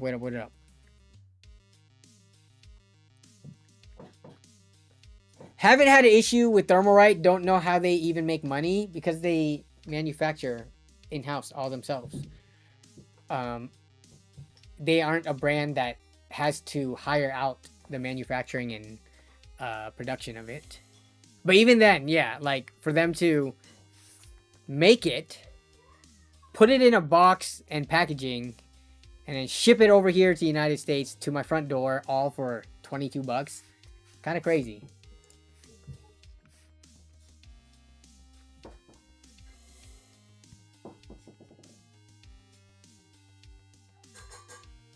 NZXT cases don't appeal to me, but the H3 Flow Micro ATX is dope. I actually have a H3 Flow that I don't know when I'm going to make content on it. I've been sitting on it for a long time. The thing about... So, I was excited for NZXT's H3.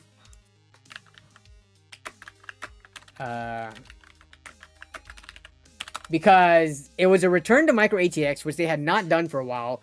And the price is like really good. $60. My issue with it is that it is a big Micro ATX case. It is almost the size of the smaller range of like a mid tower. Except my issue with it is that how are you going to be this big and not support full ATX? I don't know. I feel like they could have optimized the space a little bit to bring in all the dimensions more. And then this was a similar problem with their H2 as well, which they have not refreshed yet, but NZXT H2.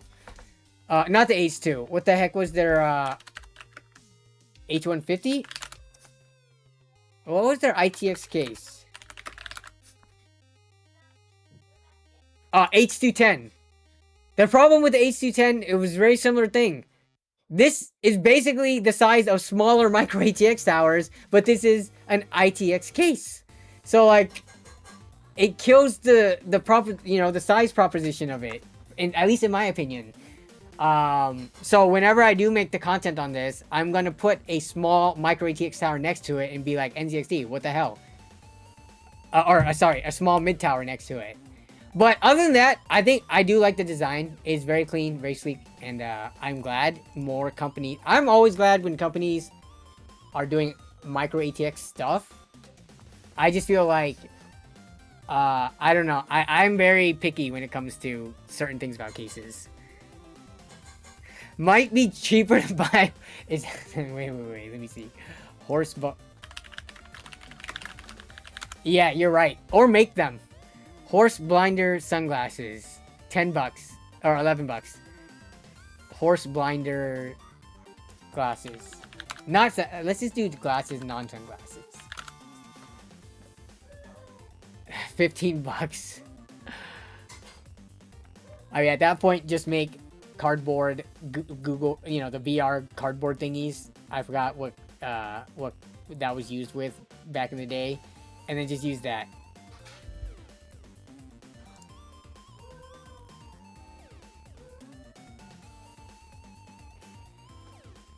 Hey, what up, Ken? How you doing? We got Unk. Okay, actually, I should ask you this. Ken, when we use Unk towards you, it is in an endearing way. Are you okay with it? Because I don't want to call you Unk if that's something that, like, you find offensive or, you know. Because Unk, it means, like, older person with more wisdom, right? Like, we call you Unk because for the fun and for the memes. Okay, Unk is fine. I don't know, maybe, you know, some people might be self-conscious about their age, so I don't want to be insensitive to that. Even though I've been calling you Unk ever since we've met on every single stream that you popped into. I just realized the other day, I was like, huh, that could be taken the wrong way or disrespectful, so I just want to clear it with you. So Unk is cool with being called Unk. Awesome. But, Unk is fine. Awesome, awesome. I am an older person and I have nieces. Okay. That is okay, so you really are an Unk. But we got Ken in the house. Hope you're doing well, Ken. I like that H5 you used about a year ago to help out a local kid. Yeah, I like the older design H5s better than the newer ones. I've talked about this. This new design where they like took the feet away for whatever the hell this is. This makes it harder to pick up. because you can't, you know, you can't put your fingers underneath the front and the back or on the side. You only, and then this is like a slant kind of. This is a little bit awkward to pick up. Apparently they did fix that in the most modern cases. This one came out last year, so it doesn't have that fix. But yeah, the not the newest H5, but like the H5 when they still had feet. I am a fan of. Boomers is what we call he who hath learned many lessons. I'm 40. I get called Unk on the daily, says Grimlong. Hi, you can call me the ancient one. Most of us old folk could care less, says Dragon 2 Knight. Okay. 54. I got solid Unk energy, says Anubian. When I think Unk, you think of Uncle Iroh. Yeah. So we got a decent amount of Unks in the house. Technically I am an Unk. I do have nephews. Do I have nieces? Why do I gotta think about this? Oh my gosh, do I only have nephews? No, I have nieces. Yeah. They're older now. So I was thinking like the babies. No, my like my oldest niece is like 18. So I was thinking of like young children or baby age nieces, but I am technically an Unk, but in terms of Unk age, where do we think Unk age even starts? Like, we're talking, like, at the minimum 45, 40, mid-30s. Probably not mid-30s, right? Hopefully not. Because that's where I sit right now. But I guess to a lot of the younger viewers, if I'm double their age, I might be Unk status. Dark Flash, I wouldn't say is expensive. I've used the Dark Flash, the ITX Tower one, Dark Chocolate. So Dark Flash, so they do have some high-end ones. I mean, like most case manufacturers, they have more budget-oriented ones, like under $100. They have this one, the Flowtron. So one thing I would say, I don't know, that logo, I feel like they could have made it more discreet or smaller or something. This case overall is just kind of more unique looking, but there's a way to put your logo on cases to make it not look cheap. If you have this case, I apologize. I don't mean to offend, but this logo on this case makes it look cheaper in my opinion. Like, if they did it in black, in smaller down here or something, I don't know. Putting the logo on the black trim of the glass, something about it just looks it screams cheap to me. But no, Dark Flash has budget cases. They seemingly have, like, this thing. Look at this thing, 140, it's on sale. Normally 140, but yeah, this looks like a more premium, like, you know, unique looking case. I've used some of their standard square boxes, like I've used this before, as well as, do they not sell these anymore? Here's this little ITX case. I don't even remember what the model was called. It was kind of like this. I like this one. Oh man. Wood with the handle, no glass. Looks a lot like various John's Bowl cases.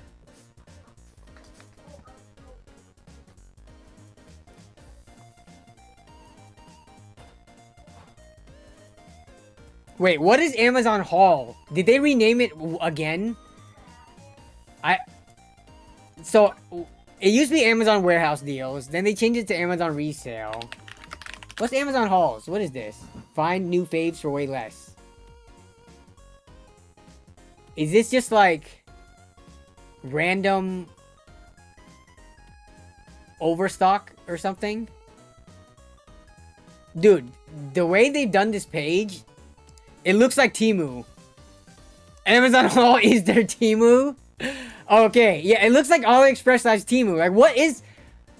Dude, there's like too much going on the screen right now. So this is like the ultra cheap stuff, huh? But what did you say was on there?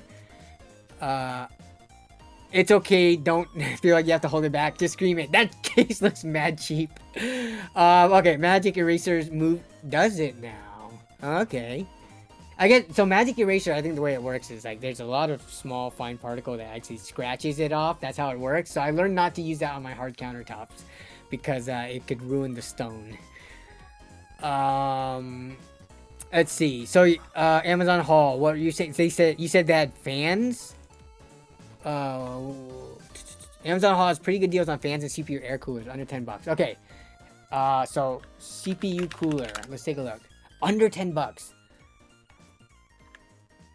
Let me zoom out. I'm a little zoomed in right now. Okay, so we got some Thermalright. Aren't these the standard price of these fans? Aren't they? I could have sworn 3-packs were always $12. Thermalright. What's it called? CPU frame. I could have sworn these were also like... Dude, didn't we look at this the other week? Wasn't this like $7 or $8? No. So, let me see. AM5 Thermalright frame. Look! Are these different frames? Thermalright ASF Black AM5 ASF Black V2. Even without Prime Day deals, we saw this. It was like, how much? Yeah, it was like $8.69 usually. So I guess that price is accurate. Now it's down to $7. But what?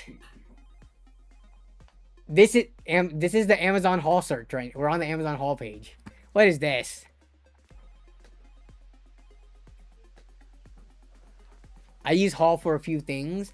I mean, this does look like the place to get non-major hardware, you know, like not CPUs, not GPUs, not RAM, not SSDs, not motherboards. Those are all like smart components that has like, you know, actual engineering and like capacitors and resistors and all that stuff. This is like what I call the dumb tech, right?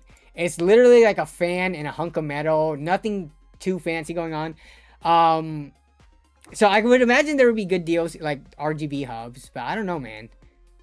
These frames don't seem to be any cheaper than the normal Amazon pricing off of haul.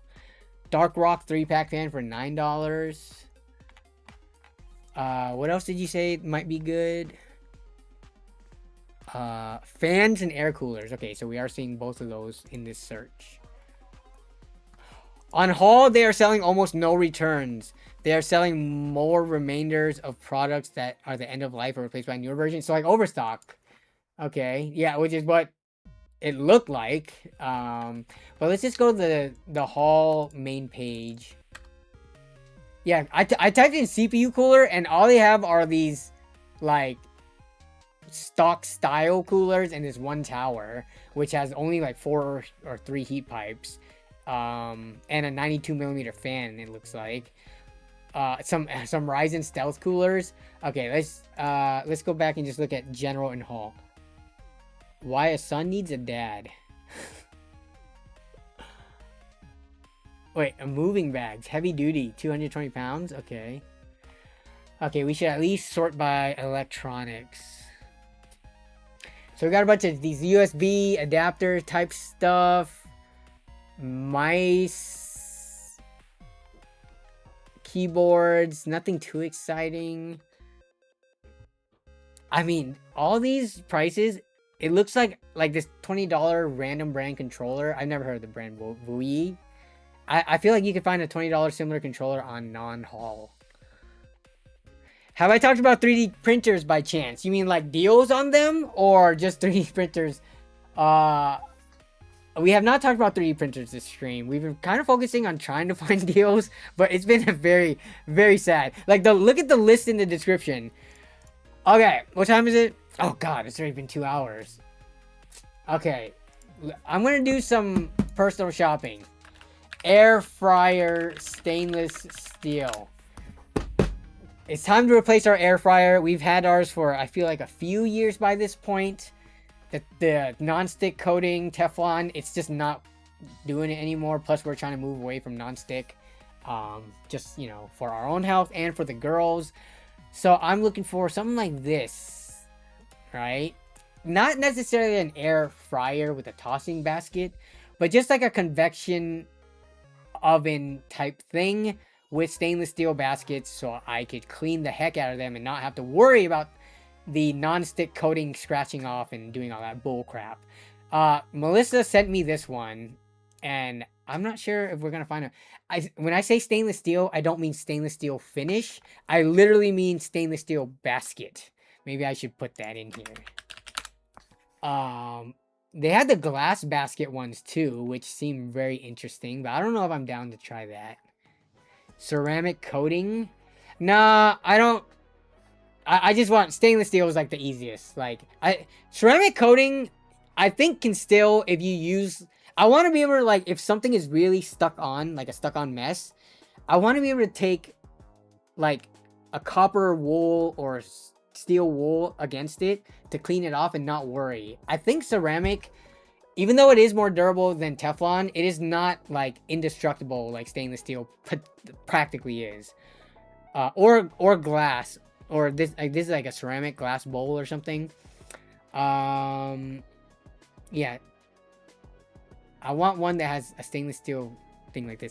We moved onto a toaster oven that had air frying in it. Is way better. Ours looks pretty much like that one. Yeah, so I do like the little flipping baskets from like these ones, just because it's, you know, oh, it has a handle, but it makes it so that if you're flipping tater tots or whatever, it's a little easy. But I mean, you can just pull this out with some heat resistant gloves and also toss it too. And you can do like other things in here, like a flatbread pizza or something that is a lot harder to do in a high wall air fryer like this. So, oh my god, am I actually gonna buy this one? This just seems so expensive to me. When I think of Prime Day deals, especially on things like this, kitchen appliances, I can understand PC components. Yes, it's like a tough time right now. They can't give us as good of deals. Come on, man. You can't tell me Cuisinart freaking air fryer toaster ovens are also feeling the crunch of a shortage right now. Like, I would have expected this to be closer to like $100. Let me look at the normal pricing of this. Like, even the non-computer component stuff. So this has gone on sale before for once. Okay, so this has historically been pretty like 180-ish bucks, which makes this deal like, okay, it's $30 off of what the normal price, or you can typically find it for. To me, that's very disappointing on like Prime Day. That's when you think kitchen appliances, random crap for your home. You know, that's when you get the biggest percentage discounts. And we can't even get that on this, really? The air fryer uses RAM, bro. It needs RAM and storage. Actually, no, this is a dial-based one. It's not even, you know, like the digital ones that might have to remember the time for cook or the temperature. I don't know, man. This seems pretty, this seems pretty basic. Should be, yeah, what I would have thought something like this on Prime Day would have been like $100 or less. I'm pretty disappointed. Here's one, Elite Gourmet. This is 8.5 quart versus what? I'm sorry, guys. I'm bringing you along for the ride for the kitchen appliances because, what the? 0.6 cubic feet? Oh my god. All right, let me do the conversion. 0.6 cubic feet to quarts. 0.6 cubic feet to quarts. 17 quarts? Oh, wow. So, this thing is about double the size. Oh, this thing is pretty big then. Yeah, it's like double the size of this. This thing must... Man, this picture... I guess the croissant gives it away. This thing is actually tiny. No wonder it's so cheap. Yes, you're right. Basic is good. To have knobs and dials as opposed to like digital buttons and stuff. Honestly, for good ovens and brands, it's worth paying the premium. It's not like a CPU contact frame where they're all the same basically. Yeah, no, you're right. this does have like internals. It is it is an electronic part. Okay, I've been out of the shopping for kitchen appliances. Is Cuisinart, is this like a pretty, I know it's a known brand, but I don't know if they're known for premium or quality. For some reason in my mind, Cuisinart always came off as like budget brand, which doesn't mean it's a bad thing, but like Cuisinart to me I never thought of it of like, you know, like a Weber grill. Everyone knows like Weber grill is like a pretty gold standard. Like if you get that, that is quality. Cuisinart, I look at like, this is just the budget stuff, typically. But this pricing is telling me otherwise. I don't know. And I mean, it's got really good reviews. And this is the cheapest it's been. Cuisinart is good. I mean, they make the most beloved stand mixer. Oh, wait. Is that the stand mixer? You're right. Huh? Oh, you're not talking to me. Stand mixer. I forgot about that. Wait, no, Dash.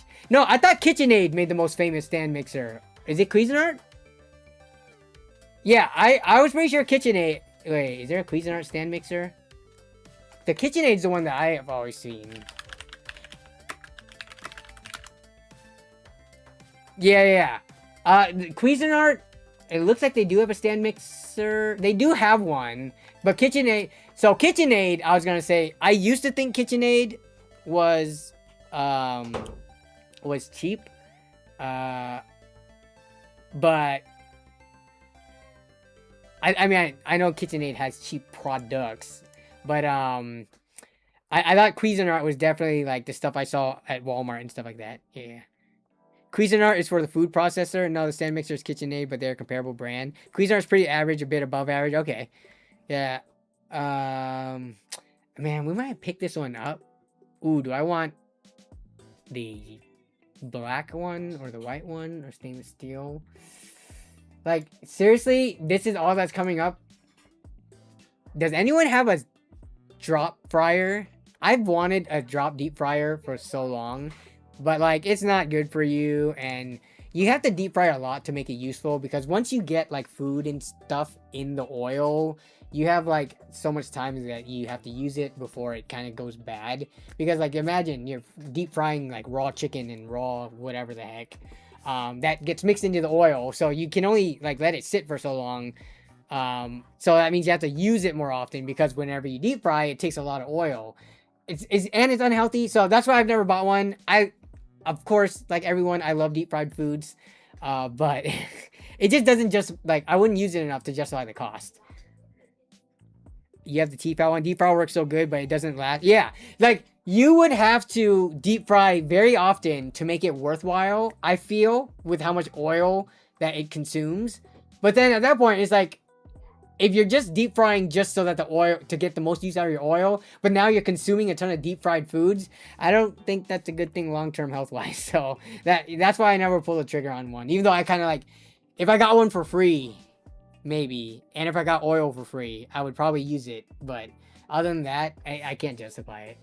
Dude, you're telling me this one...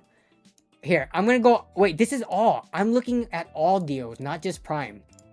You're telling me this is the only, like, convection oven countertop style one with the stainless steel basket? Here's one. Oh, Emerald Lagasse. This one's, how many? 26 quarts. Okay, so this one's bigger. 150. And it's got the double doors. Okay. And it's got the stainless steel. Huh. This one's noticeably bigger. 26 quarts. Because the other one was the equivalent of, what, 17 or 18 quarts? And this is like the same price. What? Ooh. And it's got Emerald's name on it. He wouldn't steer me wrong, would he? Not Emerald Lagasse. Yeah, this is normally like 200, 180. Okay. So this one is actually a better deal compared to standard than the other one. And it's bigger. I'm gonna have to take out the tape measure. It only goes bad if there's moisture in the oil. What about the raw chicken juices? and stuff. I guess that all gets vaporized. But I would just feel like any organic matter, like, you know, from meat and stuff like that, whether or not the germs get fried to oblivion at high temperatures, it's just like once the oil gets meat juices in it, you know, it only has so much time it can sit before it gets kind of bad and rancid. The longer you cook, yeah, and the more you cook, the oil does degrade regardless of the crap that gets into it. Yeah, get yourself a good vacuum. Dude, okay, I'm not sure if you guys have seen in the LAN party videos, or in, I think that's the only videos where you guys might have seen it, but we have a Dyson V10. It was expensive. We bought it for like 450 bucks in 2018. When we bought this house, we told ourselves, hey, you know, this is a pretty big space. Like, cleaning is not enjoyable, but if you can get the right tools to make cleaning effortless and pain-free, then it would make cleaning not the worst thing in the world. So that's why we splurged on a $450 cordless vac, which is very expensive for a vacuum, considering now there's a lot more alternatives now than I feel like there were then. Like Shark probably has one for like 150 or 200 bucks. But my God, I know Dyson has a horrible reputation for like breaking and failing and stuff. We're going on almost 8 years with our Dyson V10. And it's worked flawlessly. I do maintain it. Like, I clean the hair out of the brush. I open it up. Like, I take it mostly apart to clean the canister and the filter and stuff like that. But it's lasted us this long. So it's already paid itself off so much, given how much we do vacuum. But so with regards to this, sorry, I went on a tangent a bit. But like, I agree. Get yourself a good vacuum. It's worth it. I'm good with mine. I'm trying to stretch that Dyson V10 for as long as possible. You guys may have remembered Dyson V10s. That was the one where every tech YouTuber on the same day released a video on it. Do you guys remember this? I mean, this was a long time ago. Let me, like, Dave 2D. Like, Dyson sponsored... yeah, see, this was 8 years ago. I think we bought it the year it came out. Like, Marquez made one. Like, every big, giant tech... I think Linus might even made a video. Everyone got so mad because every big, giant tech creator made a video on it. But yeah, let me look at what year this was. 2018, 8 years ago. Yeah. So this came out that year, and we bought it later on in the year after we got our house. So since then, Dyson's has made other like V12s, V14s, whatever the heck, which is kind of been based on this design. But no, this vacuum has been amazing. I'm not sponsored by Dyson or anything like that.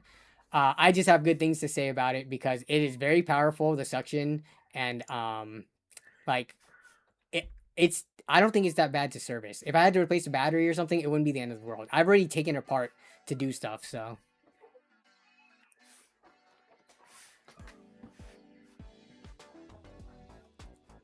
The max I would reuse and refry with cooking oil is 3 times, and it has to be within a couple of days. Yeah, see? And, I mean, that's a lot of deep frying if you're trying to maximize it. My mom's vacuum is like 12 years old and got it from Walmart, still strong. I will say, I feel like once you go cordless vac, you can't go back. Like, yeah, the cordless aspect of it is so convenient. And you might be like, oh, but what if you don't have enough battery? The way that we vacuum, well, no, you just turn it to like a medium mode. You don't always have to have it on super high mode. It's enough for us. We're never vacuuming like our entire house all at once. We do it in parts, like whenever we have time. So like, we never need the full battery capacity. So battery's not an issue, but the mobility and like the spaces you can get into this, you can get under the couch because it can lay just flat. Yeah, I can't say enough good things about this. And I know it's expensive, so there's probably some equivalent,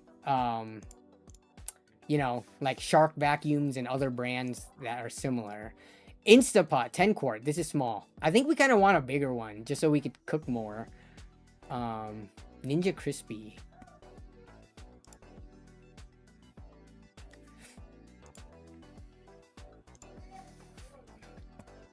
Whoa, what is this? This thing looks fancy. I think I do want one with a window, though. Do you guys like watching your food? Yeah, what? I guess our current air fryer we can't see inside of, but I'm always popping it open to check. I welcome a new air fryer if it means I could actually see the food as it's cooking, so I can... I don't know, man. I don't know about you guys. I do not follow instructions, and I don't trust the instructions when it comes to, like, oh, set it to this temperature for this amount of time. No.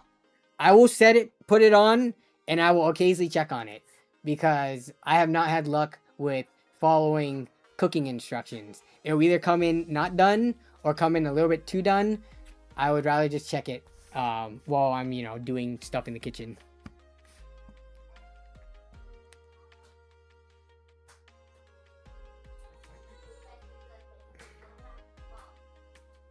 Dude!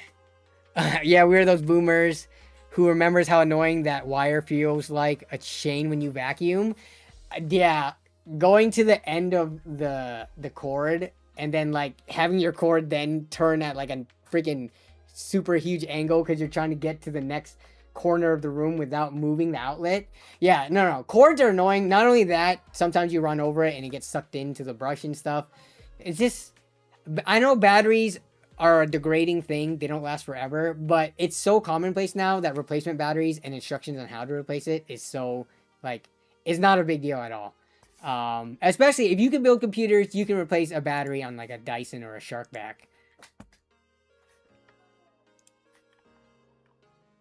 Here's the one that we didn't have, the Ninja one, but the dual air fryers have served. I think we're still going to keep this. I'll keep it in the garage. I'll clean it up and then maybe we'll pull it out for big get-togethers where we have to do bigger cooks. But yeah. Ooh, Gourmia. What is this?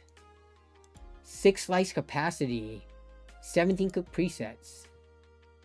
25 quarts. Dude, I've seen these at that discount store. Dude, no. Wait. Do I need to go to that store? I totally forgot about that. You guys know what I'm talking about? The liquidation store near me. Dude. Where is it at?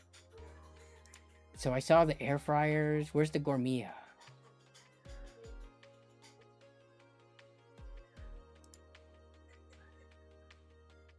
That's not it.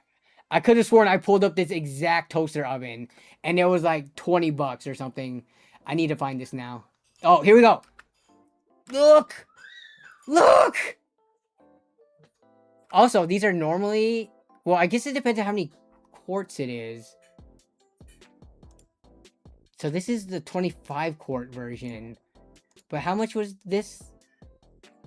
So, I mean, okay, it's used or...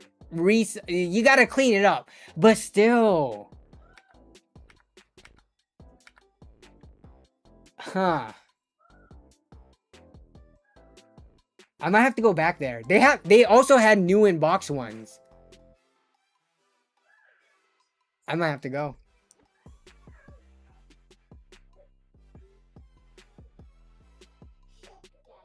Yeah, dude, why am I gonna spend like $100+ what's that store called? Cheaper by the Day. Let me see. That was in their bins too. Let me see what day they reset the prices on. We're gonna make a return. Let's go make another video there. Cheaper by the Day. Okay. Where's the sign?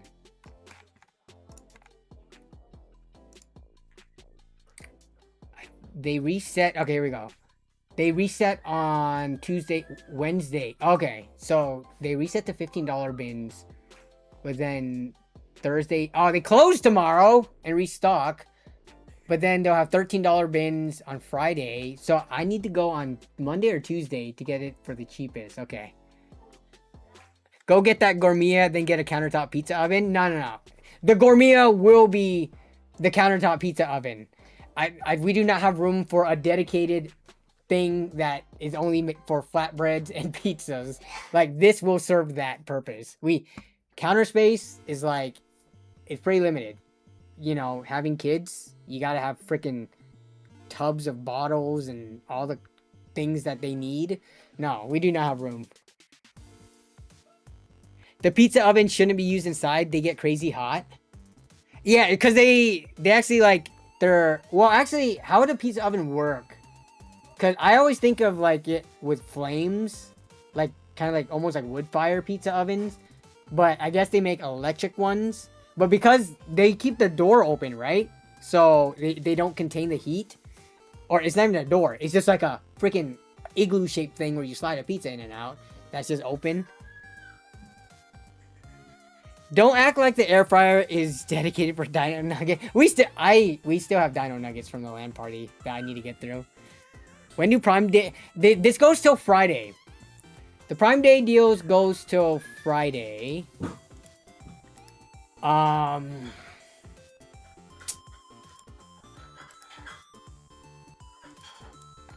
Where did the thing go? I mean, that's a nice small oven for the price, but yeah. What did I come back to? How are we looking up ovens? There's no PC hardware deals, that's why. There's none. Convection oven, stainless steel basket. I don't want just the basket. I want the oven itself. I guess all convection ovens are going to have the stainless steel basket, so I don't need to put that. Like, they know it's going to have a stainless steel rack or basket already. Yeah, the Cuisinart New Wave has one. I think the wire basket. I don't want to buy a separate one. I want to get one that comes with it. 28 quart air fryer toaster. Yeah. Man, okay, so Cuisinart. So I have till Friday. Friday's the end of it. So I got to go on Friday to look for this dang thing at Cheaper by the Day. And if they don't have a better deal, I'll pick up probably the Cuisinart one. Because the Emerald one does not have... Oh, it does have a fryer basket. Ooh. Convection oven. 4.4, 17,000 reviews almost. What was the Cuisinart? 7,000, 4.4. So they're both 4.4 store average. The Emerald one has twice as many sold. And is the actual better deal based on regular pricing and not Amazon's lies. I'm going to send this to Melissa. And it's got the double... What's better? What do you guys think? Double doors or pull out, you know, door? Like traditional style pull down door or the double doors? I'm trying to think of which one might have issues with clearance.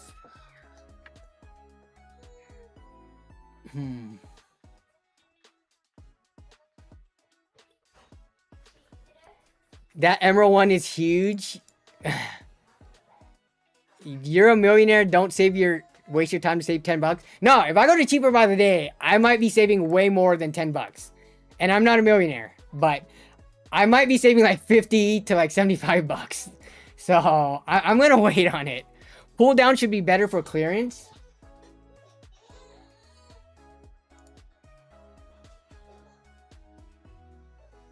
Like for the fronts. Well, it's because this is also, if this was a larger one, it would have a larger door and it would stick out more.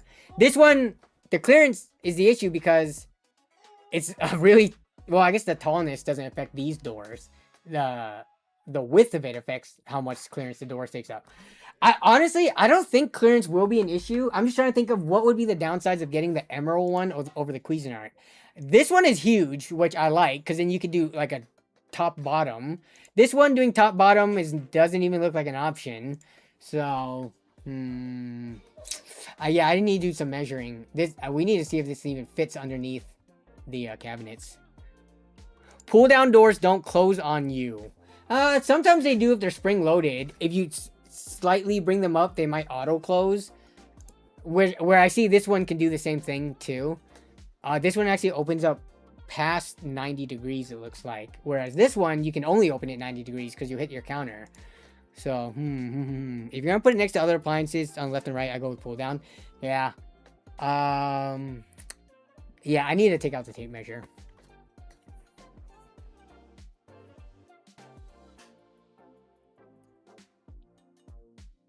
Yes, French doors is what it's called. I don't know what were the French the first ones to make these types of door designs. I am a billionaire. Guys, if I was a billionaire, you would know it, okay? There would be signs. There would be signs. The fact that I'm considering going to cheaper by the day and then, like, you know, stressing over which one's a real sale on Prime days for a freaking convection oven. This must be some really good acting if I was a billionaire. Gourmet is trash. Do not buy. They get nasty very fast no matter how much you clean them. And they don't cook very good. Okay. Yeah. I mean, if I went back, I definitely probably wouldn't go for the Gourmet. That one did look pretty nasty in the video. But I would look for Cuisinart and maybe the Emerald one. Yeah, the Emerald one has the... Dude, it has that cheap branding on the glass we just talked about. They got the branding right on the glass? Why? Cuisinart, they kept it classy. They just have measurements on the glass. But they stamped in the name onto the stainless steel sheet metal.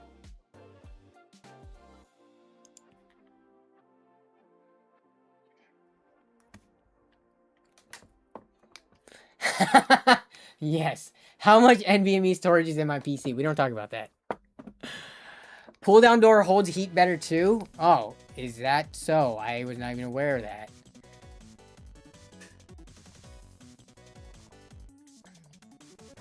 Since you cook a lot and for a family, I suggest a taller unit. That's the only reason why. Doors aside, I'm looking at this 26 quarts. What was the other one? 0.6 cubic feet. 2 quarts. And that one was like 18 to 26. That's 8. Yeah, that's more than... That's like a, what, 40% increase? It's more than a 33% increase, because that would be 24. Plus 2 more. Yeah, that's a decent size. And I think just the ability to add a second rack for dual cooking like this is pretty big. And it's for a family. Plus, we do have... Our house is the place for get-togethers. For, like, family. So, we do, like, holidays and stuff. Pretty much all holidays are at our house. So, okay. I will send this to Melissa. I will put this in my own personal thing. I'll add it to my cart. Okay, let me check the Discord server. I don't think anyone else posted deals. Hey, you guys did. Why did you tell me? You guys, we've been looking at ovens for like the last 30 minutes or an hour. If you guys said something in chat, I apologize. I missed it. But let's pull these up. Let's get back to the computer deals. What you guys are really here for, right? Nobody's here for oven deals. Okay, what do we got? Here's the Gourmet one for... Oh, yeah. This is the one that... Yep, I pulled this one up on the thing. So, I don't know. Other person said don't get Gourmet. So, I think I will stay away from the Gourmet one. I think it's it's $90 normally for a reason. It does seem to be on the cheaper end. I've touched this Gourmet one. It is pretty lightweight. I felt this before, so I think I will stay away from it. But Thermaltake, what is this? How many fans does this come with? So it's just, you know, your typical box case with one time. Wait, what? Okay, it's 1 time 360 millimeter. Whoa. It has one of those frame fan things. So it has a pre-installed 3 attached fan, so better on cable management. Okay, so you get 4 included fans, 3 of which are attached together in a fancy way, which gives it some more value. $80 for this case. Yeah, I mean, yeah, this seems like a pretty... this seems like a pretty standard deal. I would say it's nicer because if you plan to use the included fans, the cable management's going to be a lot cleaner than getting any of the other $80 cases that you can find that's pre-populated with 4 fans, except they're separate. So yeah, this is I would say, yeah, this is a pretty good deal. Can I get I need a short link for it. Yep, that one works. Let me update that.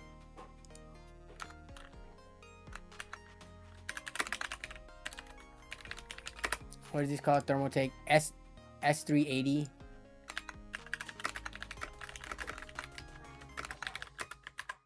Okay, got it. Power Color Reaper RX 9070 16 gigs. This is a good price. This is the MSRP almost. MSRP was $550 for these cards. This is a good price.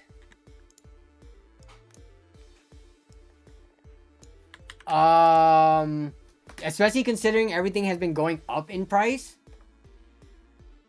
Yeah. The 9070 is a good card. It got outshined by the 9070 XT just because for when it was at MSRP for $50 more, that was the better buy. But that's not the case anymore. And even like there's always going to be you can only have one best value card. The one card of the current generation, you know, that is the best performance per dollar. Just because this came in like second or third place FPS per dollar does not mean it's bad like what most people think. I feel like nowadays in a review from like, you know, Gamers Nexus or Hardware Unboxed, if they've already reviewed the card that is the best price to performance, if you come in with something that is not as good, that's second place, I think they are much harsher on it than it needs to be. Like, yeah, right now, this has its place. You might want to buy this too.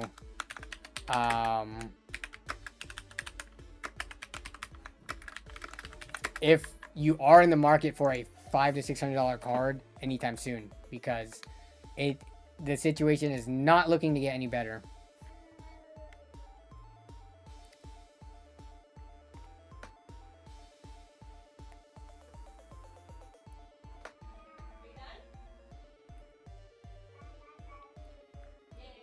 No, not yet. Why? What's up? I can wrap up.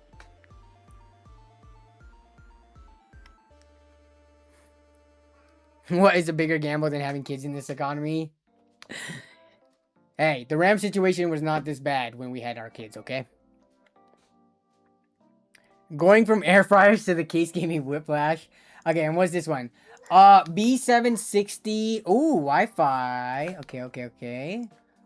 So this is the LGA 1700. Supports 12th, 13th, and 14th gen. Let me take a look at this. What's the normal price on Amazon?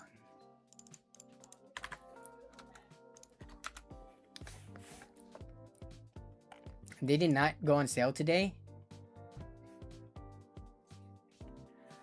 Normal price, yeah, huh, okay. I know these. Oh wait, what is this one? 109. So this still makes it a good deal. I don't know how many people are building DDR5 brand new systems and going in this is the DDR5 version and going with 12, 13, or 14 gen. This would be good for like flippers. I guess if you can find a good deal on like a 12600 or something.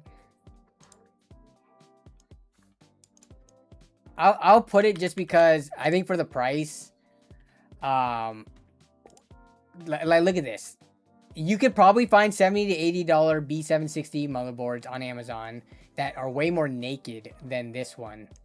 And I guess if you're running B760, you're probably not going to be doing anything too crazy VRM wise anyways, but this, I think for the price is good regardless.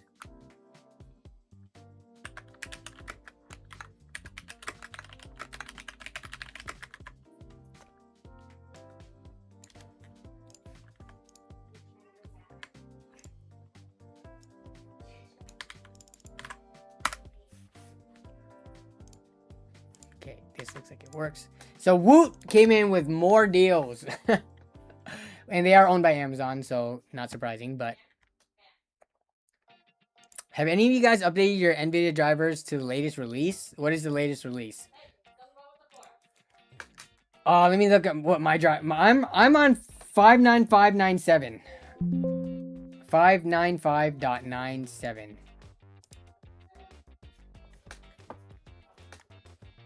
What is the newest release?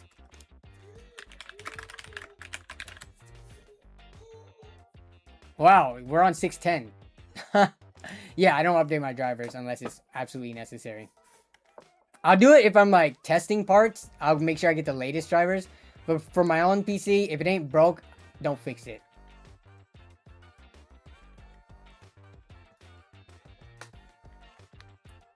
I'm still on the January NVIDIA drivers on my 47 law. Having kids give you tax money. I got 11K this year. Yeah, 5 kids, got them clothes, bought them what we needed, and saved the rest. Wait, what? Shouldn't you have gotten more than that? Oh wait, is it 2,200 per kid? It is, right?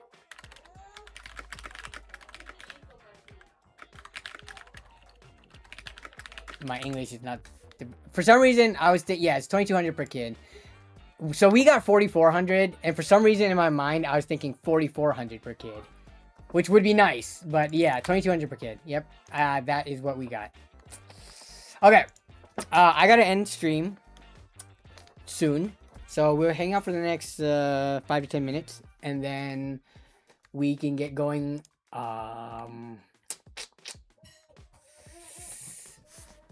The girls are running around upstairs.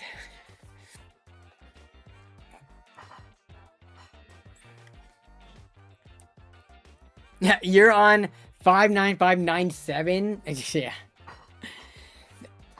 I mean, unless even with the game ready, day one game ready, you know, whatever game that came out since then. It's not like the old drivers don't work on it. There might be optimizations and stuff like that, but unless I'm getting like horrible performance, I don't know if it's worth it to install the newest drivers. And NVIDIA drivers, as of late, like within the last year or two, I feel like every new driver release, there's more people complaining about it day one. So, yeah, because I use the computer to edit and to stream and stuff, I can't be risking that stuff. Like, I can't be risking a driver potentially having issues. It's just not worth it.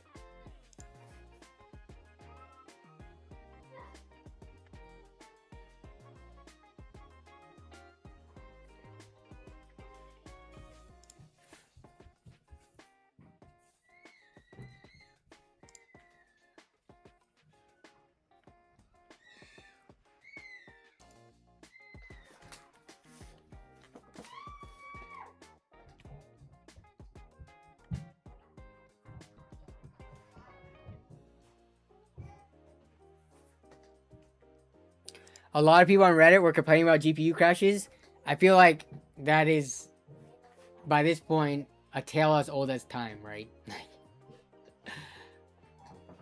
NVIDIA is starting to build a reputation of don't install the latest drivers that just came out. Wait for other people to test it and report on it before you do it on your own computer.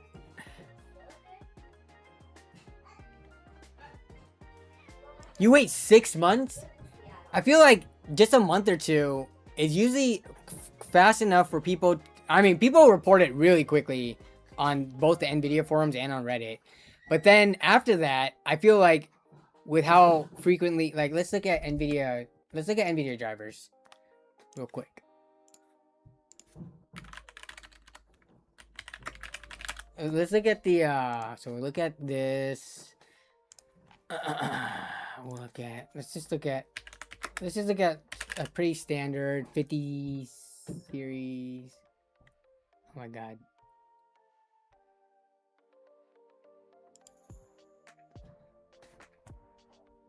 Windows 11 drivers. Oh god. Come on, take me to the... There we go. Okay. Game ready drivers. More versions. How often have they been releasing it? So June 16th, May 26th, May 12th, April 28th, April 16th. So pretty consistent cadence of about twice. I guess this one had 3 in March. January twice. So about 2 a month. Here's one in this, 2 in December, 1 in November, 1 in October. Okay, so they release them frequently enough where I feel like I would be comfortable like 2 to 3 months out even. And by then you would have had like 4 to 6 drivers between then. But the June 16th one was what? 8 days ago.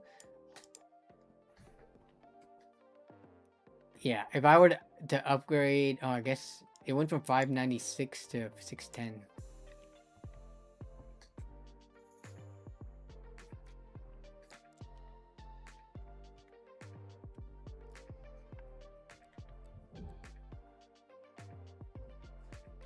Am I still going through Prime deals? Nah. The stream is about to end. So we've looked through, we looked through the, the Prime promotions for both Newegg, Fantastic, and Prime Days. We looked into computer components in general and search specific things. And I would say the 9070 non-XT, because I just looked for cards of that price or that card recently for the video. They're still holding on to that price near MSRP, but that's expected to go away once they sell through their supposed inventory based on old prices they were able to get for the VRAM and stuff and the components. So yeah, I think that makes it so that a MSRP deal on a card that's over a year old is now considered a good deal in the current climate. But if you need a graphics card, I think that's the one to get at around $500 to $600.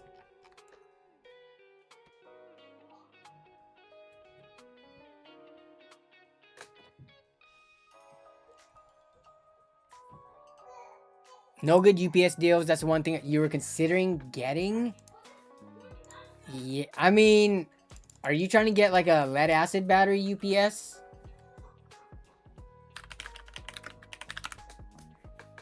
It's crazy to me still that Golden Mate is the only one making consumer priced UPSs. Like my most recent YouTube shorts, not most recent, but my YouTube shorts that I put out this weekend. The other companies must just be eating in the recurring, battery replacement costs. But yeah, these prices, like this one, I think this is normally what, like $220? It has been down to like $190 before. I picked mine up for, I think, $190. Wow, this was at $165. I picked it up at $190 sometime last year. But, it is, I guess, wow. Since March, it has not gone, well, 190, what, 200, 230.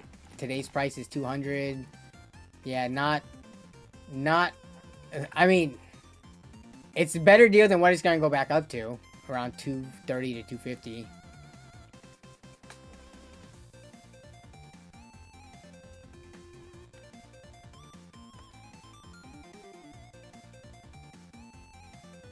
You're up in Everett, the lucky Asian? Nice. I'm basically Everett. I'm like Everett, Mukilteo, Lynnwood. Like, where all those triangulate, I'm like basically there. Danny, I need to know, have you ever ridden a skateboard? I have. Not to any serious degree. I've gotten on a skateboard and pushed and stuff. But I rode more longboards in college and a little bit after college. Yeah, skateboards, they're too short, the wheels are too small and too hard, they're loud and rickety. Yeah, no, like longboards, I enjoyed a lot more because for the smoother ride. But I never did tricks or anything like that.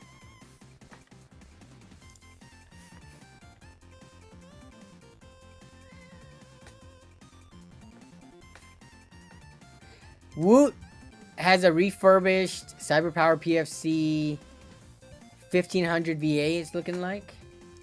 Refurbished. Did they put new batteries in it? Even then, I don't know. I forgot which one I bought. I bought a used UPS before, and I replaced the batteries, and it ended up being the battery wasn't the problem. It was like the control board on it. And I don't know if the seller knew this. They probably would. Like, how would you know? Like, it didn't give off any error codes or beeps or anything like that that would indicate that. It gave off the indication that, oh, the batteries are shot. You should replace it. And then I replaced it, and it was, like, still crappy.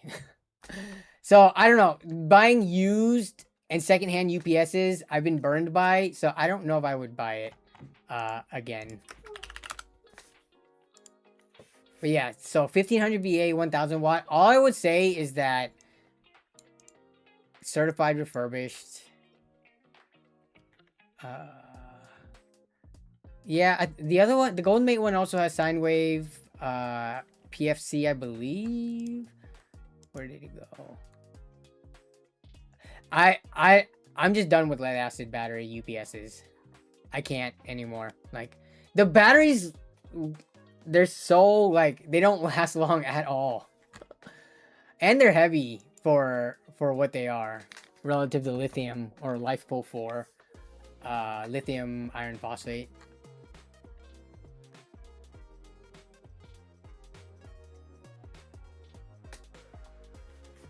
Like, I have my APC lead acid battery based UPS because I bought that before Golden Mate came out. But now it's like, why would I ever buy that again when Golden Mate exists? And I hope Golden Mate lights a fire under all these other companies' asses, like CyberPower and APC, to also release lithium-based UPSs. If they do, though, oh man, I can imagine it being so much more expensive. CyberPower and APC, they're just like, they're so well-established brands that they can command a higher price.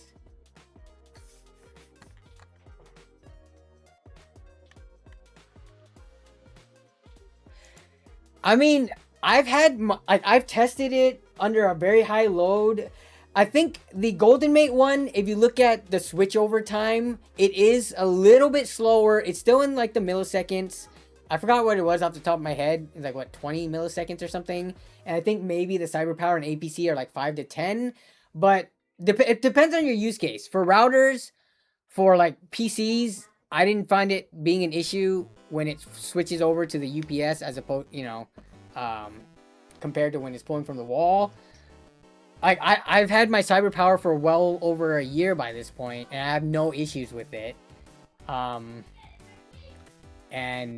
I think if you should look up what your use case is. If you have like a really specific use case, like in a more professional environment, or like if you're running like, I don't know, specific server configurations or something, it might be you might want to look up that use case and see if anyone had reported problems with it. But for a standard PC setup at home, I've hooked up a heater to it.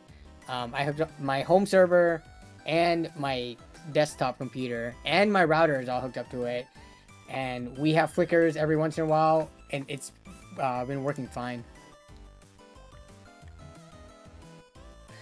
You don't need to remember Golden Mate. All you need to remember is lithium UPS.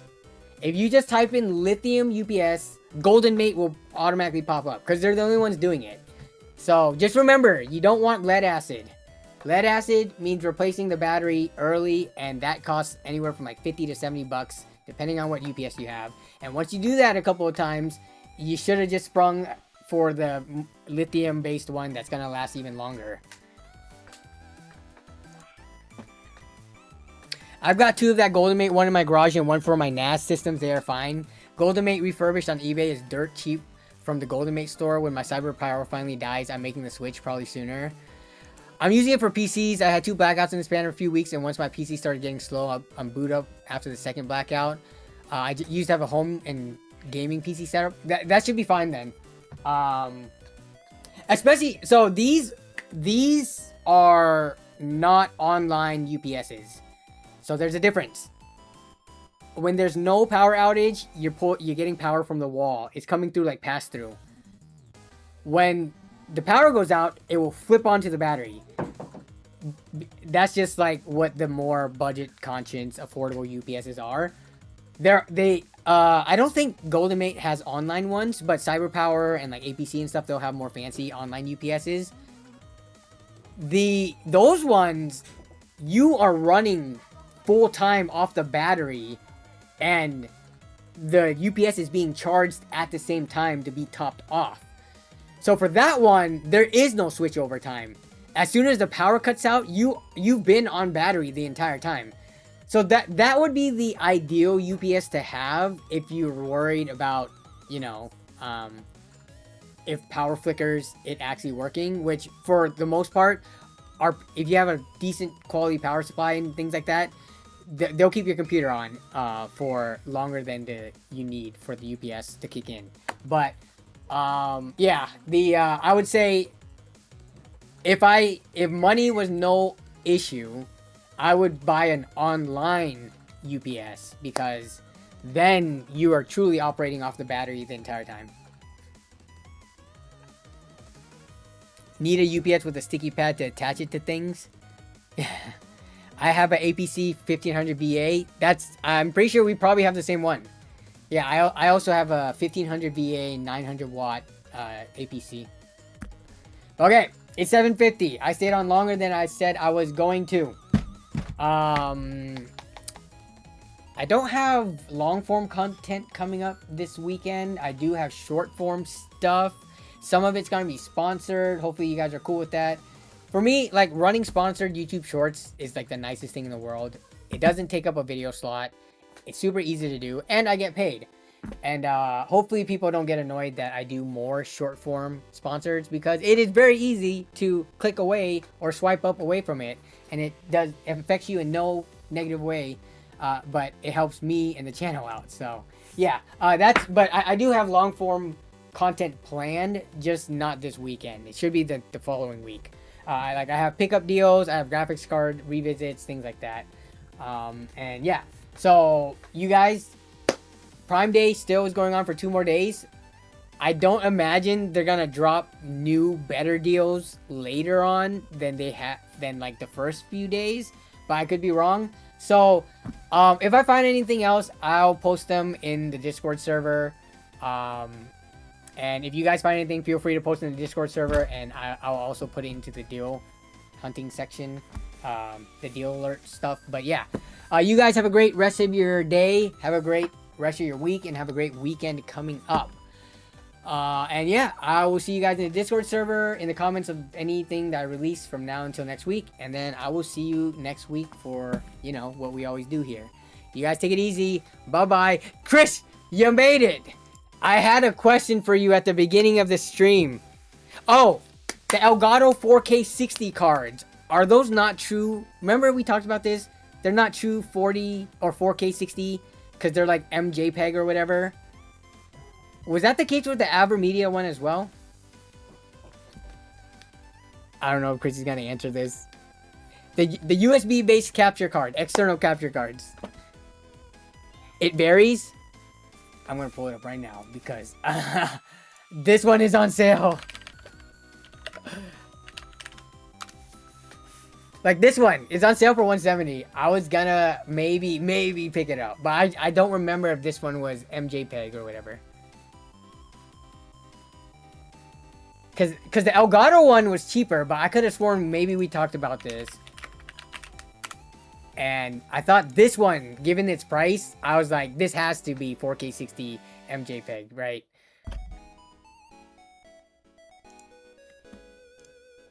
You don't know what I'm talking. Okay, no worries. I thought you might have, because you are way more of an expert in this stuff than me, but I'll look it up.